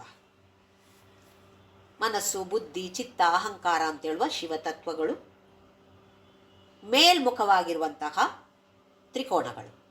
ಆಮೇಲೆ 5 ಪಂಚಮಹಾಭೂತಗಳನ್ನು ಸೂಚಿಸುವಂತಹ ಶಕ್ತಿ ತತ್ವಗಳು ಕೆಳಮುಖವಾಗಿದೆ. ಆಮೇಲೆ ಪ್ರಭಿನ್ನಾಭಿಹಿ ಶಂಭೋಹೋ, ಇದೆಲ್ಲವೂ ಶಿವ ಅಂದರೆ ಆ ಚೈತನ್ಯದಿಂದ ಭಿನ್ನವಾಗಿರುವಂಥದ್ದು. ಚೈತನ್ಯಕ್ಕೂ ಇದಕ್ಕೂ ಇದು ಎರಡು ಒಂದೇ ಅಲ್ಲ, ಚೈತನ್ಯದಿಂದ ಸಪರೇಟ್ ಆಗಿರುವಂತಹ ಭಿನ್ನವಾಗಿರುವಂತಹದ್ದು. ನವಭಿರಪಿ ಮೂಲ ಪ್ರಕೃತಿಭಿಹಿ, 5 ಮತ್ತು 4 9 ತ್ರಿಕೋಣಗಳಾಯಿತು. 9 ತ್ರಿಕೋಣಗಳು ಮೂಲ ಪ್ರಕೃತಿ. ಪಂಚ ತತ್ವಗಳು, ಪಂಚಮಹಾಭೂತಗಳು, ಆಮೇಲೆ ಮನಸ್ಸು, ಬುದ್ಧಿ, ಚಿತ್ತ, ಅಹಂಕಾರ ಅಂತ ಹೇಳುವ 4 ಶಿವತತ್ವಗಳು ಸೇರಿ ಇದಕ್ಕೆ ಹೆಸರು ಮೂಲ ಪ್ರಕೃತಿ ಅಂತ ಹೆಸರು. ಇದನ್ನು ನಾವು ಭಗವದ್ಗೀತೆಯಲ್ಲಿ ಕೂಡ 7ನೇ ಅಧ್ಯಾಯದಲ್ಲಿ ಕೃಷ್ಣ ಇದನ್ನು ಹೇಳ್ತಾನೆ. ಆಮೇಲೆ ಚತುಶ್ಚತ್ವಾರಿಂಶತ್, ಚತ್ವಾರಿಂಶತ್ ಅಂದರೆ 40, ಚತು ಅಂತ ಹೇಳಿದ್ರೆ 4, 40 + 4 44 ತ್ರಿಕೋಣಗಳಾಗತ್ತೆ. ಇವೆರಡು ಒಟ್ಟು ಸೇರಿದಾಗ ಹೀಗೆ 44 ತ್ರಿಕೋಣಗಳ ಸೃಷ್ಟಿಯಾಗತ್ತೆ. 4 ಶಿವ ತ್ರಿಕೋಣಗಳು, 5 ಶಕ್ತಿ ತ್ರಿಕೋಣಗಳು ಸೇರಿ 44 ತ್ರಿಕೋಣಗಳಾಗತ್ತೆ. ವಸುದಲ, ವಸುದಲ ಅಂತೇಳಿದರೆ 8, ಇದರಲ್ಲಿ ನೋಡಿದರೆ ಆಮೇಲೆ 8 ದಳಗಳ ಒಂದು ಆವರಣ ಇದೆ. ಅದರ ಹೊರಗಡೆ 16 ದಳಗಳ ಆವರಣ ಇದೆ. ಕಲಾಶ್ರ, ಕಲಾಶ್ರ ಅಂತೇಳಿದರೆ 16 ದಳಗಳ ಆವರಣ. ಆಮೇಲೆ ತ್ರಿವಲಯ, 3 ವೃತ್ತಗಳಿವೆ. ಅದರ ಹೊರಗಡೆ ಇಲ್ಲಿ 3 ವೃತ್ತಗಳನ್ನು ಕಾಣ್ತೀವಿ. ತ್ರಿರೇಖಾಭಿಹಿ, ಅದರ ಹೊರಗಡೆ ಇಲ್ಲಿರುವಂಥದ್ದು ಚತುರ್ಭುಜ ಇದೆ, ಸ್ಕ್ವೇರ್ ಇದೆ, 3 ಥರದ್ದಿದೆ, 3 ಸ್ಕ್ವೇರ್ ಇದೆ. ಇದಕ್ಕೆ ಭೂಪುರ ಅಂತ ಹೆಸರು. ಅಂದರೆ ಅದು ಪೃಥ್ವಿ. ಪೃಥ್ವಿ ಅಂತ ಹೇಳಿದ್ರೆ ಪೃಥ್ವಿ ಯಾವುದ್ರ ಜೊತೆ ಹೊಂದಾಣಿಕೆ ಮಾಡಿಕೊಂಡಿರುವಂಥದ್ದು? ಮೂಲಾಧಾರ ಚಕ್ರ. 9 ಆವರಣಗಳಿವೆ ಅಥವಾ 9 ಚಕ್ರಗಳಿವೆ. ಹಾಗಾಗಿ ಅವಳನ್ನು ನವಚಕ್ರ ನಾಯಿಕ ಅಂತ ಹೇಳ್ತೀವಿ. ನವಾವರಣ ಸುಂದರಿ. 9 ಆವರಣಗಳು. ಏನು ಆವರಣಗಳು ಅಂತ ಹೇಳಿದ್ರೆ, ಯಾವುದು ಅಡಗಿಸಿ ಇರತ್ತೋ ಅದಕ್ಕೆ ಹೆಸರು ಆವರಣ. ಯಾವುದು ಇಲ್ಲದನ್ನ ತೋರ್ಸತ್ತೋ ಅದಕ್ಕೆ ವಿಕ್ಷೇಪ ಅಂತ ಹೆಸರು. ಅಂದ್ರೆ ಈಗ ನಾವು ಒಂದು ರಾತ್ರಿ ನಡ್ಕೊಂಡು ಹೋದಾಗ ದೂರದಲ್ಲಿ ಹಬ್ಬ ಒಂದು ಹಾವು ಅಂತ ಕಾಣಿಸುತ್ತೆ ನಮಗೆ. ನಿಜವಾಗಿ ನೋಡಿದ್ರೆ, ಹತ್ರ ಹೋಗಿ ನೋಡಿದಾಗ ಅದೊಂದು ಹಗ್ಗ. ಏನಾಯ್ತು ಈಗ? ನಿಜವಾಗಿರುವಂಥದ್ದು ಹಗ್ಗ, ಅದು ಆವರಣ ಆಯಿತು. ನಿಜವಾಗಿ ಹಗ್ಗ ಅಡಗಿ ಕೂತು ವಿಕ್ಷೇಪ ಏನಾಯಿತು? ಹಾವು ಅಂತ ಹೇಳುವ ವಿಕ್ಷೇಪ ಆಯಿತು ನಮಗೆ. ನಿಜವಾಗಿರುವಂಥದ್ದು ಹಗ್ಗ, ಅದು ಅಡಗಿಕೊಳ್ತು. ಅಲ್ಲಿ ಅದು ಅಡಗಿಕೊಂಡಿಲ್ಲ, ನಮ್ಮ ಮನಸ್ಸಿನಲ್ಲಿ ಅದು ಅಡಗಿಕೊಳ್ತಲ್ವಾ? ಅದು ಅಲ್ಲಿ ಅಡಗಿಕೊಂಡಿಲ್ಲ. ನಮ್ಮ ಮನಸ್ಸಿನಲ್ಲಿ ಆ ಹಗ್ಗ ಅಂತ ಹೇಳುವ ಭಾವನೆ ಬಂದಿಲ್ಲ. ವಿಕ್ಷೇಪ ಆಗಿ ಹಾವು ಅಂತ ಹೇಳುವ ಭಾವನೆ ಬಂದು ಭಯ ಹುಟ್ಟಿಕೊಳ್ತು. ಹತ್ತಿರ ಹೋಗಿ ನೋಡಿದಾಗ, ಅಂದರೆ ವಿಚಾರ ಮಾಡಿದಾಗ, ಓಹ್ ಇದು ಹಾವಲ್ಲ, ಇದು ಹಗ್ಗ ಅಂತ ಗೊತ್ತಾಯಿತು. ಇದಕ್ಕೆ ಆವರಣ ಮತ್ತು ವಿಕ್ಷೇಪ ಅಂತ ಹೆಸರು. ಆವರಣ ಅಂತ ಹೇಳಿದ್ರೆ ಯಾವುದು ನಿಜವಾಗಿ ಇದೆಯೋ ಅದು ನಮಗೆ ಕಾಣೋದಿಲ್ಲ. ಹಾಗಾಗಿ ನಿಜವಾಗಿ ಇರುವಂಥದ್ದು ಎಲ್ಲ ಕಡೆಯಲ್ಲೂ ಆ ಭಗವಂತನೇ ಕಾಣುತ್ತಾ? ಭಗವಂತ ಕಾಣ್ತಾನ? ಕಾಣೋದಿಲ್ಲ ಅಲ್ಲ ನಮಗೆ. ವಿಕ್ಷೇಪ ಏನು? ಮನುಷ್ಯರಾಗಿ ಕಾಣ್ತಾರೆ, ಪ್ರಾಣಿಗಳಾಗಿ ಕಾಣ್ತಾರೆ, ವಸ್ತುಗಳಾಗಿ ಕಾಣ್ತಾ ಇದ್ದಾವೆ ನಮಗೆಲ್ಲ. ಇದು ವಿಕ್ಷೇಪ. ಇದು ಎಲ್ಲವನ್ನು ಸೂಚಿಸುವಂಥದ್ದು ಈ ಶ್ರೀಚಕ್ರ. ಏನನ್ನೆಲ್ಲ ಸೂಚಿಸುತ್ತೆ? ನಮ್ಮ ದೇಹದಲ್ಲಿ ಇರುವಂತಹ ಈ 9 ಚಕ್ರಗಳನ್ನು ಸೂಚಿಸುತ್ತೆ. ಒಂದೊಂದು ಚಕ್ರಕ್ಕೂ ಒಂದೊಂದು ಆವರಣ ಇದೆ. ಒಂದೊಂದು ಹೆಸರೂ ಇದೆ ಅದಕ್ಕೆ, ಪ್ರತಿಯೊಂದು ಚಕ್ರಕ್ಕೂ ಹೆಸರು ಇದೆ. ತ್ರೈಲೋಕ್ಯ ಮೋಹನ ಚಕ್ರ ಮೂಲಾಧಾರದ ಜೊತೆ ಸೇರಿಕೊಂಡಿರುವಂಥದ್ದು ತ್ರೈಲೋಕ್ಯ ಮೋಹನ ಚಕ್ರ. ಆಮೇಲೆ ಮೊದಲನೇದಾಗಿ ತ್ರೈಲೋಕ್ಯ ಮೋಹನ ಚಕ್ರ ಮೂಲಾಧಾರದಲ್ಲಿ ಇರುವಂಥದ್ದು.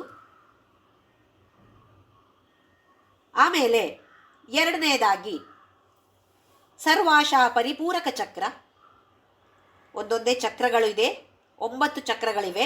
ಅವರ ಹೆಸರು ಹೇಳ್ತೀನಿ. ತ್ರೈಲೋಕ್ಯ ಮೋಹನ ಚಕ್ರ, ಸರ್ವಾಶಾ ಪರಿಪೂರಕ ಚಕ್ರ, ಸರ್ವ ಸಂಕ್ಷೋಭಣ ಚಕ್ರ, ಸರ್ವ ಸೌಭಾಗ್ಯದಾಯಕ ಚಕ್ರ, ಸರ್ವಾರ್ಥ ಸಾಧಕ ಚಕ್ರ, ಸರ್ವ ರಕ್ಷಾಕರ ಚಕ್ರ, ಸರ್ವ ರೋಗಹರ ಚಕ್ರ, ಸರ್ವ ಸಿದ್ಧಿಪ್ರದ ಚಕ್ರ, ಸರ್ವ ಆನಂದಮಯ ಚಕ್ರ. ತ್ರೈಲೋಕ್ಯ ಮೋಹನ ಅಂತೇಳೋದು ಬೇಸ್ ಚಕ್ರ ಆದ ಮೂಲಾಧಾರ ಚಕ್ರದಲ್ಲಿದೆ. ಸರ್ವಾನಂದಮಯ ಚಕ್ರ ಅಂತೇಳೋದು ಮೇಲೆ ಸಹಸ್ರಾರದಲ್ಲಿದೆ. 9 ಚಕ್ರಗಳಲ್ಲಿ ನಮ್ಮ ದೇಹದಲ್ಲಿ ಇರುವಂಥದ್ದು ಶ್ರೀಚಕ್ರ. ಹಾಗಾಗಿ ಇಡೀ ನಮ್ಮ ದೇಹಕ್ಕೆ ಹೆಸರು ಮಹಾಮೇರು. ಹಾಗೆಯೇ ಈ ಪಿಂಡಾಂಡದಲ್ಲಿ ಏನಿದೆಯೋ ಅದುವೇ ಬ್ರಹ್ಮಾಂಡದಲ್ಲಿ ಇರುವಂಥದ್ದು. ಏನು ವ್ಯತ್ಯಾಸ ಇಲ್ಲ. ನಮ್ಮಲ್ಲಿ ಏನಿದೆಯೋ ಅದೇ ಇಡೀ ವಿಶ್ವದಲ್ಲಿ ಇರುವಂಥದ್ದು. ಹಾಗೆ ಬ್ರಹ್ಮಾಂಡದಲ್ಲಿ ಏನಿದೆ ಅದನ್ನು ತೋರಿಸಿಕೊಡುವಂಥದ್ದು ಈ ಶ್ರೀಚಕ್ರ. ಮಧ್ಯದಲ್ಲಿ ಬಿಂದು ಇದೆ, ಒಂದು ತ್ರಿಕೋಣ ಇದೆ, ಮಧ್ಯದಲ್ಲಿ ಬಿಂದು ಇದೆ. ಹೊರಗಡೆ ಏನಿದೆ? ಭೂಪುರ. ಮೊದಲನೇ ಚಕ್ರ ತ್ರೈಲೋಕ್ಯ ಮೋಹನ ಚಕ್ರ, ಅದು ಭೂಪುರ ಅಂದರೆ ಪೃಥ್ವಿಯನ್ನು ಸೂಚಿಸುತ್ತೆ, ಮೂಲಾಧಾರ ಚಕ್ರವನ್ನು ಸೂಚಿಸುತ್ತೆ. ಮೂಲಾಧಾರ ಚಕ್ರದಿಂದ ಹೊರಟು ಸ್ವಲ್ಪ ಸ್ವಲ್ಪವಾಗಿ ಒಳಗೆ ಹೋಗಿ ಬಿಂದುವಿನಲ್ಲಿ ಶಿವನ ಜೊತೆ ಐಕ್ಯವಾಗುವಂಥದ್ದು ಸಹಸ್ರಾರ ಚಕ್ರವನ್ನು ಸೂಚಿಸುತ್ತೆ. ಹಾಗಾಗಿ ಒಂದು ಈ ಶ್ರೀಚಕ್ರವನ್ನು ಹೊರಗಡೆಯಿಂದ ಒಳಗಡೆ ಅರ್ಥ ಮಾಡಿಕೊಂಡು ಹೋಗೋದು ಅಂತೇಳಿದರೆ ಒಂದು ತೀರ್ಥಯಾತ್ರೆ. ಭೂಮಿ ತತ್ವವಾದ ಮೂಲಾಧಾರ ಚಕ್ರದಿಂದ ಬಿಂದು ರೂಪಿಯಾದ ಈ ಸಹಸ್ರಾರ ಚಕ್ರವನ್ನು ಸೇರೋದು ಅಂತ ಹೇಳಿದರೆ ಕುಂಡಲಿನಿ ಶಕ್ತಿಯ ಕುಲ ಪಥವನ್ನು ಸೂಚಿಸುವಂಥದ್ದು. ಹಾಗಾಗಿ ಇದು ಹಲವಾರು ವಿಷಯಗಳನ್ನು ತಿಳಿಸಿಕೊಡುತ್ತೆ ನಮಗೆ ಈ ಶ್ರೀಚಕ್ರ. ಎಷ್ಟು ಸಾವಿರಾರು ಜನ ವಿಜ್ಞಾನಿಗಳು ಇದರ ಬಗ್ಗೆ ರಿಸರ್ಚನ್ನು ಮಾಡಿದ್ದಾರೆ. ಈಗ ಕೂಡ ನಡೀತಾನೇ ಇದೆ. ಹಲವಾರು ಗೊತ್ತಿಲ್ಲದ ವಿಚಾರಗಳು ಇನ್ನೂ ಹೊರಗಡೆ ಬರ್ತಾ ಇದೆ. ಗೊತ್ತಿಲ್ಲದಂದರೆ ನಮಗೆ, ಈಗಿನ ಜನರಿಗೆ ಗೊತ್ತಿಲ್ಲದೆ ಇರುವಂಥದ್ದು ಆಗಿನ ಕಾಲದಲ್ಲಿ ಅವರಿಗೆಲ್ಲರಿಗೂ ಗೊತ್ತಿತ್ತು. ಇದರ ಲಾಭ ಏನು ನಮಗೆ ಅಂತ ಹೇಳಿದರೆ, ನಾವು ಮಾಡುವಂತಹ ಯಾವ ಸಾಧನೆ ಇದೆಯೋ ಅಥವಾ ಜಪ ಏನಿದೆಯೋ ಅದಕ್ಕೊಂದು ಶಕ್ತಿ ಇದೆ. ಆ ಶಕ್ತಿಯೆಲ್ಲ ಈ ಶ್ರೀಚಕ್ರದಲ್ಲಿ ಬ್ಯಾಂಕಿನ ಹಾಗೆ ಕೂತ್ಕೊಳ್ಳುತ್ತೆ. ನಾವು ದುಡ್ಡು ತಗೊಂಡೋಗಿ ಬ್ಯಾಂಕಲ್ಲಿ ಇಡ್ತೇವೆ ನೋಡಿ, ಯಾಕೆ? ಬೇಕಾದಾಗ ಹೋಗಿ ತಗೊಳ್ಳೋದಕ್ಕೆ. ಅದೇ ಕೆಲಸ ಶ್ರೀಚಕ್ರ ಮಾಡುತ್ತೆ. ಎಲ್ಲವನ್ನ ಶಕ್ತಿಯನ್ನು ಅಲ್ಲಿ ತುಂಬಿಸಿಟ್ಕೊಳ್ಳುತ್ತೆ. ನಮಗೆ ಹಲವಾರು ಬಾರಿ ಕಷ್ಟದ ಪರಿಸ್ಥಿತಿ ಬರುತ್ತೆ, ದುಃಖದ ಪರಿಸ್ಥಿತಿ ಬರುತ್ತೆ. ಅವಾಗ ಶ್ರೀಚಕ್ರ ನಮಗೆ ತಗೋ ಇದು ತಗೋ ಅಂಥೇಳಿ ಆ ಫಲವನ್ನು ಏನನ್ನ ಅದೆಲ್ಲ ಅಲ್ಲಿ ಇಟ್ಟುಕೊಂಡಿತ್ತೋ ಅದನ್ನೆಲ್ಲ ನಮಗೆ ಮತ್ತೆ ಕೊಡುತ್ತೆ. ಹಾಗಾಗಿ ಅದನ್ನು ಹೇಗೆ ದುಡ್ಡು ನಮಗೆ ಬೇಕಾದಾಗ ಉಪಯೋಗಿಸಿಕೊಳ್ಳುತ್ತೇವೆಯೋ, ನಮ್ಮ ಕೈಯಲ್ಲಿ ಇದ್ದಾಗ ಬ್ಯಾಂಕಲ್ಲಿ ಹಾಕಿಕೊಳ್ಳುತ್ತೇವೆ, ಬೇಕಾದಾಗ ಹೋಗಿ ಮತ್ತೆ ತಗೊಂಡು ಬರ್ತೇವೆ. ಹಾಗೆಯೇ ಶ್ರೀಚಕ್ರ ಅಥವಾ ಯಾವುದೇ ಯಂತ್ರ, ಪ್ರತಿಯೊಂದು ಶ್ಲೋಕ ಸೌಂದರ್ಯಲಹರಿಯ ಪ್ರತಿಯೊಂದು ಶ್ಲೋಕಕ್ಕೂ ಒಂದು ಒಂದು ಯಂತ್ರ ಇದೆ.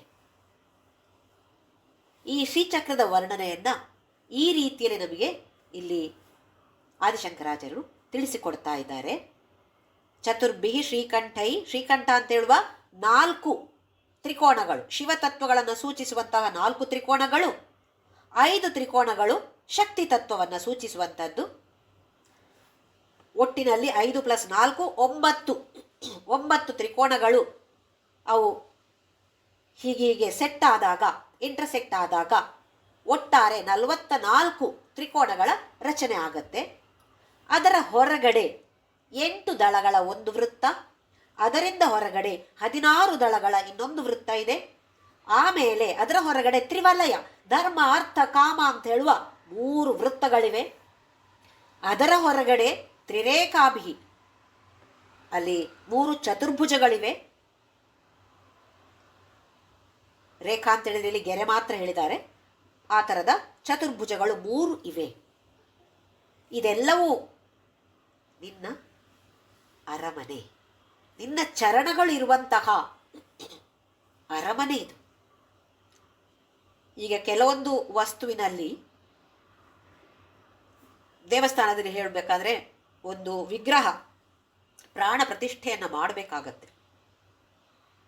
ರುದ್ರಾಕ್ಷಿಯಲ್ಲಿ ಏನು ಪ್ರತಿಷ್ಠೆ ಮಾಡಬೇಕಾಗಿಲ್ಲ, ಶಿವ ಅಲ್ಲಿದ್ದಾನೆ. ಸಾಲಿಗ್ರಾಮದಲ್ಲಿ ವಿಷ್ಣು ಅಲ್ಲಿಯೇ ಇದ್ದಾನೆ. ಹಾಗೆಯೇ ಶ್ರೀಚಕ್ರ ಏನೋ ಹೇಗೇಗೋ ಮಾಡಿದರೆ ಶ್ರೀಚಕ್ರ ಆಗೋದಿಲ್ಲ. ಸುಮ್ಮನೆ 4 ತ್ರಿಕೋಣ 5 ತ್ರಿಕೋಣವನ್ನು ಒಟ್ಟು ಸೇರಿದರೆ ಆಗೋದಿಲ್ಲ. ಅದಕ್ಕೆ ಪರ್ಟಿಕ್ಯುಲರ್ ರೇಷಿಯೋ ಇದೆ. ಅದು ಕೂಡ ಗೋಲ್ಡನ್ ರೇಷಿಯೋ ಅಂತ ಹೆಸರು. ನಮ್ಮ ಇಡೀ ಪ್ರಪಂಚವೇ ಈ ಗೋಲ್ಡನ್ ರೇಷಿಯೋದಲ್ಲಿ ಇದೆ ಅಂತೆ. ಇದೆಲ್ಲ ತುಂಬ ತುಂಬ ವೈಜ್ಞಾನಿಕವಾಗಿರುವಂಥದ್ದು ಈ ಶ್ರೀಚಕ್ರ. ಇದನ್ನು ಬರೇ ದೃಷ್ಟಿ ಹಾಕಿದರೆ ಸಾಕು, ಸ್ವಲ್ಪ ಹೊತ್ತು ಅದನ್ನು ನೋಡ್ತಾ ಇದ್ದರೆ ನಮ್ಮ ಬುದ್ಧಿಶಕ್ತಿ ಬೆಳವಣಿಗೆಗೆ ತುಂಬ ಒಳ್ಳೆಯದು ಅಂತ ಹೇಳ್ತಾರೆ. ಹಾಗೆ ಹಲವಾರು ಲಾಭಗಳು ಇವೆ. ಆಮೇಲೆ ಕೆಲವೊಬ್ಬರಿಗೆ ಭಯ ಇರುತ್ತೆ, ಇದಕ್ಕೇನೋ ನೈವೇದ್ಯವೇ ಮಾಡಲೇಬೇಕು ಯಾವತ್ತು. ಆ ಥರದ ದೊಡ್ಡ ಪದ್ಧತಿಗಳು ಅಂತ ಏನಿಲ್ಲ, ಯಾರೂ ಭಯ ಪಡಬೇಕಾದ ಅವಶ್ಯಕತೆ ಇಲ್ಲ. ನಮ್ಮ ಮನೇಲಿ ಒಬ್ಬರು ಗೆಸ್ಟ್ ಅತಿಥಿಗಳು ಯಾರು ಬಂದರೆ ನಾವೇನು ಮಾಡ್ತೀವಿ, ನಾವೇನು ತಿಂತೇವೋ ಅದನ್ನು ಕೊಡ್ತೇವೆ. ಹಾಗೆಯೇ ತಿನ್ನುವಾಗ ಕುಡಿಯುವಾಗ ಏನನ್ನೇ ಆಗಿರಲಿ, ಒಂದು ಸಲ ಮನಸ್ಸಿನಲ್ಲಿ ಅಮ್ಮ ನಿಂಗೂ ಕೊಡ್ತೇನೆ. ನಮ್ಮ ಅಮ್ಮ ಮನೇಲಿದ್ರೆ ನಾವು ಕೊಡೋದಿಲ್ವಾ, ಅಮ್ಮನನ್ನು ಬಿಟ್ಟು ಹಾಕ್ತೇವಾ? ಅದೇ ಥರ ಶ್ರೀಚಕ್ರ ಅಂತೇಳಿದರೆ ನಮ್ಮೆಲ್ಲರ ಮಾತೆ. ಒಂದು ಸಲ ಅವಳನ್ನು ಮನಸ್ಸಿನಲ್ಲಿ ಸ್ಮರಿಸಿಕೊಂಡು ತಿನ್ನುವ ಮೊದಲು ಕುಡಿಯೋ ಮೊದಲು ಮಾಡಿದರೆ ಅವಳಿಗೆ ಅದೇ ಪ್ರೀತಿ. ಅಲ್ಲಿ ತಗೊಂಡೋಗಿ ದೇವರ ಮನೆಯಲ್ಲಿದೆ, ಅಲ್ಲಿ ತಗೊಂಡೋಗಿ ಬೆಳ್ಳಿದ್ದೇ ಆಗಬೇಕು, ಚಿನ್ನದ್ದೇ ಆಗಬೇಕು, ಇದಾಗಬಾರ್ದು ಅದಾಗಬಾರ್ದು, ಯಾವ ಪದ್ಧತಿಯೆಲ್ಲ ಅಗತ್ಯ ಇಲ್ಲ. ಭಕ್ತಿ ಇದ್ದಾಗ, ಭಕ್ತಿ ಇಲ್ಲದಿದ್ದಾಗ ಅದೆಲ್ಲ ಅಗತ್ಯ. ಭಕ್ತಿಯೇ ಶ್ರೇಷ್ಠವಾಗಿದ್ದಾಗ, ಆ ಭಾವನೆಯೇ ಶ್ರೇಷ್ಠವಾಗಿದ್ದಾಗ ಬೇರೆ ನಿಯಮಗಳನ್ನು ಪಾಲಿಸಲೇಬೇಕಾದ ಅಗತ್ಯ ಇಲ್ಲ ಅಂತ ನನ್ನ ವಿಚಾರ. ಮುಂದಿನ ಶ್ಲೋಕ. ತ್ವದೀಯಂ ಸೌಂದರ್ಯಂ ತುಹಿನಗಿರಿ ಕನ್ಯೆ ತುಲಯಿತು ಕವೀಂದ್ರಾಃ ಕಲ್ಪಂತೆ ಕಥಮಪಿ ವಿರಿಂಚಿ ಪ್ರಭೃತಯಃ ಯದಾ ಲೋಕೌ ಸುಖ್ಯಾತ್ ಅಮರಲಲನಾಯಾಂತಿ ಮನಸಾ ತಪೋಭಿರ್ದುಷ್ಪ್ರಾಪಾಮಪಿ ಗಿರೀಶ ಸಾಯುಜ್ಯ ಪದವೀಂ. ತ್ವದೀಯಂ ಸೌಂದರ್ಯಂ ತುಹಿನಗಿರಿಕನ್ಯೆ ತುಲಯಿತು. ತುಹಿನಗಿರಿಕನ್ಯೆ, ಸ್ನೋ, ಮಂಜು, ಹಿಮ, ಹಿಮವಂತನ ಮಗಳು ತಾನೇ ಅವಳು. ನೀನು ಹಿಮಗಿರಿ ತನಯೇ. ನಿನ್ನ ಸೌಂದರ್ಯವನ್ನು ಯಾವುದ್ರ ಜೊತೆ ಹೋಲಿಸಬಹುದು ಅಂಥೇಳಿ ಕವೀಂದ್ರಾಹ ಕಲ್ಪಂತೆ ಕಥಮಪಿ ವಿರಿಂಚಿ ಪ್ರಭೃತಯಃ. ವಿರಿಂಚಿ ಬ್ರಹ್ಮ, ಬ್ರಹ್ಮನ ಹೆಂಡತಿ ಯಾರು? ಸರಸ್ವತಿ. ಅಥವಾ ಬೇರೆ ಯಾರೇ ಕವಿಗಳು, ಕವೀಂದ್ರರು, ಅಂಥವರು ಕೂಡ ವರ್ಣಿಸಲು ಸಾಧ್ಯವಾಗದೇ ಇರುವಂಥದ್ದು ನಿನ್ನ ಸೌಂದರ್ಯ. ಅಮೆರಿಕದಲ್ಲಿ ಒಬ್ಬ ಆರ್ಟಿಸ್ಟ್ ಇದ್ದಂತೆ. ಒಂದ್ಸಲ ಒಬ್ಬರು ಸ್ವಾಮೀಜಿಯವರು ನಮ್ಮ ಭಾರತ ದೇಶದಿಂದ ಅಲ್ಲಿ ಹೋಗಿದ್ದಾಗ ಅವ್ರ ಹತ್ರ ಹೇಳ್ದಂತೆ, ತುಂಬ ದೇವಿ ಉಪಾಸಕ ಅವನು ಕೂಡ, ಆರ್ಟಿಸ್ಟ್ ಕೂಡ, ಅಂದರೆ ಚಿತ್ರಕಲಾಕಾರ. ಕಣ್ಣು ಮುಚ್ಚಿ ಕೂತ್ರೆ ಒಂದು ದಿನ ತುಂಬ ಅದ್ಭುತವಾದ ಬಣ್ಣಗಳು ಕಾಣಿಸ್ತು ನನಗೆ ಅಂತ ಹೇಳದಂತೆ. ಆಮೇಲೆ ಎಷ್ಟೋ ಪ್ರಯತ್ನ ಮಾಡ್ತಾ ಇದ್ದೇನೆ ಆ ಬಣ್ಣಗಳನ್ನು ಹೊರಗಡೆ ತರಬೇಕು. ನಾನು ಯಾವುದೋ ಆ ಬಣ್ಣದ ಹಾಗೆ ಇದೆಲ್ಲ ಅದನ್ನ ಹಾಗೆ ಮಾಡ್ತೀನಿ ಅಂದರೆ ಆ ಬಣ್ಣ ಬರ್ತಾ ಇಲ್ಲ. ಯಾಕೆ ಅಂತ ಕೇಳಿದಾಗ ಸ್ವಾಮೀಜಿಯವರು ಹೇಳಿದ್ರಂತೆ, ಇಂತಹ ಅನುಭವಗಳನ್ನು ವರ್ಣಿಸಲು ಸಾಧ್ಯ ಇಲ್ಲ. ಶಬ್ದದಲ್ಲಿ ವರ್ಣಿಸಲು ಸಾಧ್ಯವಿಲ್ಲ, ಅವರ್ಣನೀಯ, ಅನಿರ್ವಚನೀಯ, ಹೇಳಲಿಕ್ಕೆ ಸಾಧ್ಯವೇ ಇಲ್ಲ. ಹಾಗಿದ್ದಾಗ ಚಿತ್ರದಲ್ಲಿ ಹೇಗೆ ತಂದು ತೋರಿಸೋದು?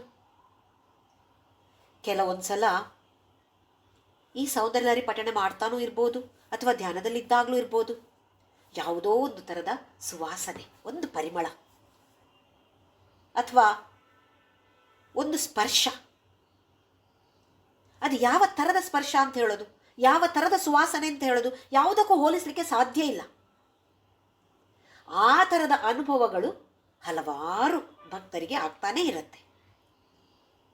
ಯಾವುದ್ರ ಜೊತೆ ಹೋಲಿಸ್ಲಿಕ್ಕೂ ಸಾಧ್ಯ ಇಲ್ಲ, ಅದನ್ನು ವರ್ಣಿಸಲಿಕ್ಕೂ ಸಾಧ್ಯ ಇಲ್ಲ.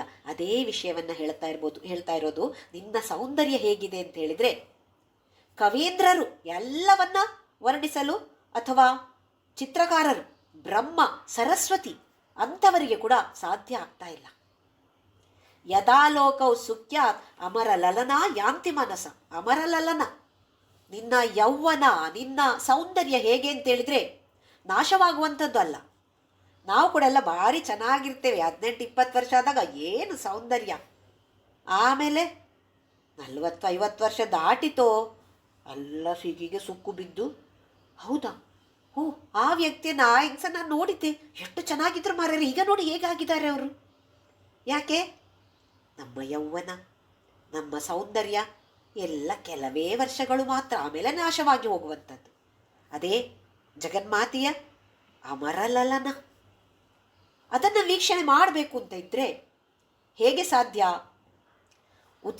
ಉತ್ಸುಕತೆಯಿಂದ, ಆಲೋಕ್ಯ ಉತ್ಸುಕ್ಯಾತ್, ಯದಾಲೋಕ್ಯವೂ ಸುಖ್ಯಾತ್. ಆಲೋಕನೆ ಮಾಡಬೇಕು ಉತ್ಸುಕತೆಯಿಂದ. ಏನು ಮಾಡ್ತಿದ್ದಾರಂತೆ ಅವರು? ಮನಸ್ಸಿನಲ್ಲಿ ತಪೋಭಿಹಿ ದುಷ್ಪ್ರಾಪಾಮಪಿ ಗಿರಿಚ ಸಾಯುಜ್ಯ ಪದವಿ. ಏನು ಮಾಡ್ತಾರೆ? ಶಿವನ ಧ್ಯಾನ ಮಾಡ್ತಾರಂತೆ ಅವರು.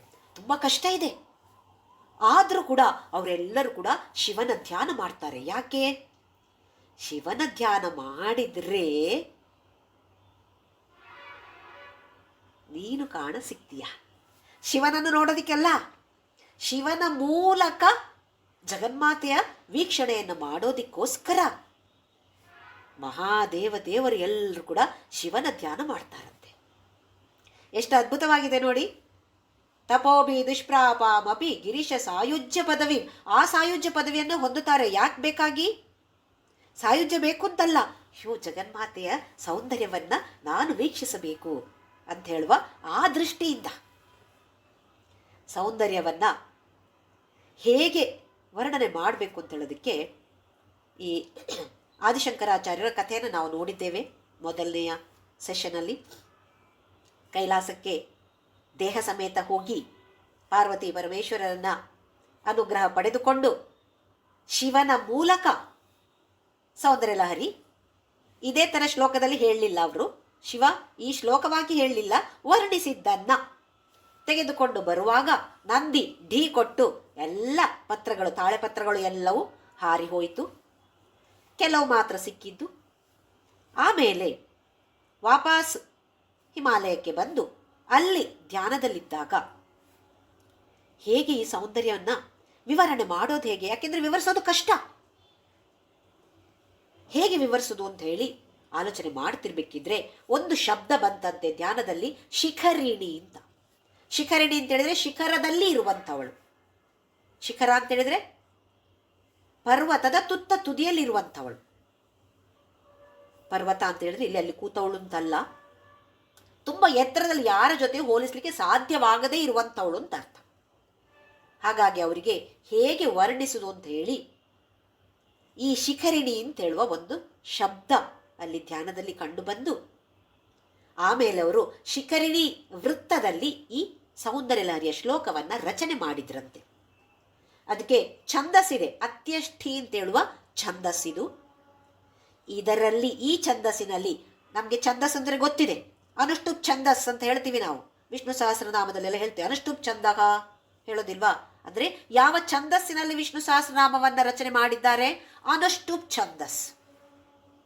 ಈ ಸೌಂದರ್ಯಲಹರಿಯ ರಚನೆಯನ್ನ ಅತ್ಯಷ್ಠಿ ಅಂತ ಹೇಳುವ ಛಂದಸ್ಸಿನಲ್ಲಿ ರಚನೆ ಮಾಡಿ ಅದಕ್ಕೊಂದು ಶಿಖರಿಣಿ ವೃತ್ತ, ಒಂದೊಂದು ಛಂದಸ್ಸಿನಲ್ಲಿ ಬೇರೆ ಬೇರೆ, ಇದೆಲ್ಲ ಗ್ರಾಮರ್ ಸ್ವಲ್ಪ ತುಂಬವಾಗಿ ನಮಗೆ ಆಳವಾಗಿ ಬೇಡ.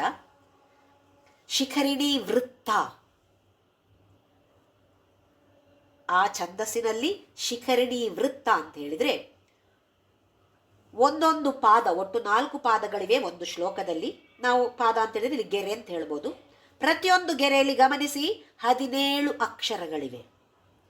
17 ಅಕ್ಷರಗಳಿರುವಂತಹ ಒಂದೊಂದು ಪಾದ, ಆ ಥರದ 4 ಪಾದಗಳ ರಚನೆಯನ್ನ, ಅಂದರೆ ಈ ಶ್ಲೋಕದ ರಚನೆಯನ್ನ ಈ ಥರದ ಗ್ರಾಮರ್ ಪ್ರಕಾರ ಆದಿಶಂಕರಾಚಾರ್ಯರು ರಚನೆಯನ್ನ ಮಾಡಿದ್ರಂತೆ. ಆ ಶಿಖರಿಣಿ ಅಂತ ಹೇಳುವ ಪದ ಆದಿಶಂಕರಾಚಾರ್ಯರಿಗೆ ಧ್ಯಾನದಲ್ಲಿ ಕಂಡು ಬಂದದ್ದು. ಹಾಗಾಗಿ ಅತ್ಯಷ್ಟಿ ಅಂತ ಹೇಳುವ ಛಂದಸ್ಸಿನಲ್ಲಿ, ಶಿಖರಿಣಿ ಅಂತ ಹೇಳುವ ವೃತ್ತದಲ್ಲಿ ಎಷ್ಟು ಅಕ್ಷರ ಬೇಕು ಅಂತ ಹೇಳೋದು. ಆ ವೃತ್ತ ಬರೇ ಅಕ್ಷರ ಅಲ್ಲ, ಅದರಲ್ಲಿ ದೀರ್ಘ ಇದೆಲ್ಲ ವಿಸರ್ಗ ಎಲ್ಲ ತಗೊಳ್ತಾರಲ್ವ, ಆ ಥರದ ಒಂದು ನಿಯಮವನ್ನು ಪಾಲಿಸಿಕೊಂಡು ಈ ಸೌಂದರ್ಯಲಹರಿಯ 100 ಶ್ಲೋಕಗಳ ರಚನೆಯನ್ನು ಆದಿಶಂಕರಾಚಾರ್ಯರು ಮಾಡಿ ನಮ್ಮನ್ನೆಲ್ಲರನ್ನ ಅನುಗ್ರಹಿಸಿದ್ದಾರೆ. 11ನೆಯ ಶ್ಲೋಕ ಮರೆತು ಬಿಟ್ಟೆ ನಾನು. ಅದರಲ್ಲಿ ಶ್ರೀಚಕ್ರದ ವರ್ಣನೆ ಇರುವಂತಹ ಶ್ಲೋಕ. ಯಾರಿಗೆ ಮಕ್ಕಳಾಗಲಿಲ್ವೋ ಅವರು ಈ ಶ್ಲೋಕದ ಪಠಣೆಯನ್ನು ಮಾಡಬೇಕು ಅಂತ ನಮ್ಮ ತತ್ವಶಾಸ್ತ್ರದಲ್ಲಿ ಯಾರು ವ್ಯಾಖ್ಯಾನವನ್ನು ಹಲವಾರು ಕಡೆ ನೋಡಿದ್ದೇನೆ ನಾನು, ಹಲವಾರು ವ್ಯಾಖ್ಯಾನಗಳಲ್ಲಿ ಇದನ್ನು ಓದಿದ್ದೇನೆ. ಮಕ್ಕಳಾಗದೇ ಇರುವಂಥವರು ಈ 11ನೆಯ ಶ್ಲೋಕದ ಪಠಣೆಯನ್ನು ಒಂದು ಮಂತ್ರದ ಜಪ ಮಾಡಿದ ಹಾಗೆ ಮಾಡಿದರೆ ಖಂಡಿತವಾಗಿಯೂ ಮಕ್ಕಳಾಗ್ತಾರೆ ಅಂತ ಶಾಸ್ತ್ರದಲ್ಲಿದೆ. ಪ್ರತಿಯೊಂದು ಶ್ಲೋಕವು ಯಾವುದೋ ಒಂದನ್ನು ಪಡೆಯೋದಕ್ಕೆ ಅಂತ ಇದೆ, ಆದರೆ ಅದು ತುಂಬ ಪ್ರಾಮುಖ್ಯತೆಯನ್ನು ನಾವು ಅದಕ್ಕೆ ಕೊಡಬಾರ್ದು. ಬೇಕು, ನಮಗೆಲ್ರಿಗೂ ಬೇಕು. ಏನು ಬೇಕು? ಭಕ್ತಿ ಬೇಕು, ಶ್ರದ್ಧೆ ಬೇಕು. ಈ ಅಧ್ಯಾತ್ಮ ಪಥದಲ್ಲಿ ಮುಂದಕ್ಕೆ ಸಾಗುವಂತಹ ಒಂದು ಉತ್ಸಾಹ ಬೇಕು, ಆಸಕ್ತಿ ಬೇಕು. ಇದೆಲ್ಲವನ್ನು ಆ ಜಗನ್ಮಾತೆ ನಮಗೆಲ್ರಿಗೂ ಕರುಣಿಸಲಿ ಅಂತ ಹೇಳುವ ಪ್ರಾರ್ಥನೆ ಮಾಡೋಣ. ಓಂ ಶ್ರೀರಾಮ್ ಜಯ ರಾಮ್ ಜಯ ಜಯ ರಾಮ್. ಓಂ ಶ್ರೀರಾಮ್ ಜಯ ರಾಮ್ ಜಯ ಜಯ ರಾಮ್. ಓಂ ಶ್ರೀರಾಮ್ ಜಯ ರಾಮ್ ಜಯ ಜಯ ರಾಮ್. ಓಂ ಶ್ರೀರಾಮ್ ಜಯ ರಾಮ್ ಜಯ ಜಯ ರಾಮ್. ಓಂ ಶ್ರೀರಾಮ್ ಜಯ ರಾಮ್ ಜಯ ಜಯ ರಾಮ್. ಓಂ ಶ್ರೀರಾಮ್ ಜಯ ರಾಮ್ ಜಯ ಜಯ ರಾಮ್. ಓಂ ಶ್ರೀರಾಮ್ ಜಯ ರಾಮ್ ಜಯ ಜಯ ರಾಮ್. ಓಂ ಶ್ರೀರಾಮ್ ಜಯ ರಾಮ್ ಜಯ ಜಯ ರಾಮ್. ಓಂ ಶ್ರೀರಾಮ್ ಜಯ ರಾಮ್ ಜಯ ಜಯ ರಾಮ್. ಓಂ ಶ್ರೀರಾಮ್ ಜಯ ರಾಮ್ ಜಯ ಜಯ ರಾಮ್. ಓಂ ಶ್ರೀರಾಮ್ ಜಯ ರಾಮ್ ಜಯ ಜಯ ರಾಮ್. ಓಂ ಶ್ರೀರಾಮ್ ಜಯ ರಾಮ್ ಜಯ ಜಯ ರಾಮ್. ಓಂ ಅಸತೋ ಮಾ ಸದ್ಗಮಯ ತಮಸೋ ಮಾ ಜ್ಯೋತಿರ್ಗಮಯ ಮೃತ್ಯೋರ್ಮಾಮೃತಂ ಗಮಯ. ಓಂ ಶಾಂತಿ ಶಾಂತಿ ಶಾಂತಿ. ಲೋಕಾ ಸಮಸ್ತಾ ಸುಖಿನೋ ಭವಂತು. ಲೋಕಾ ಸಮಸ್ತಾ ಸುಖಿನೋ ಭವಂತು. ಲೋಕಾ ಸಮಸ್ತಾ ಸುಖಿನೋ ಭವಂತು.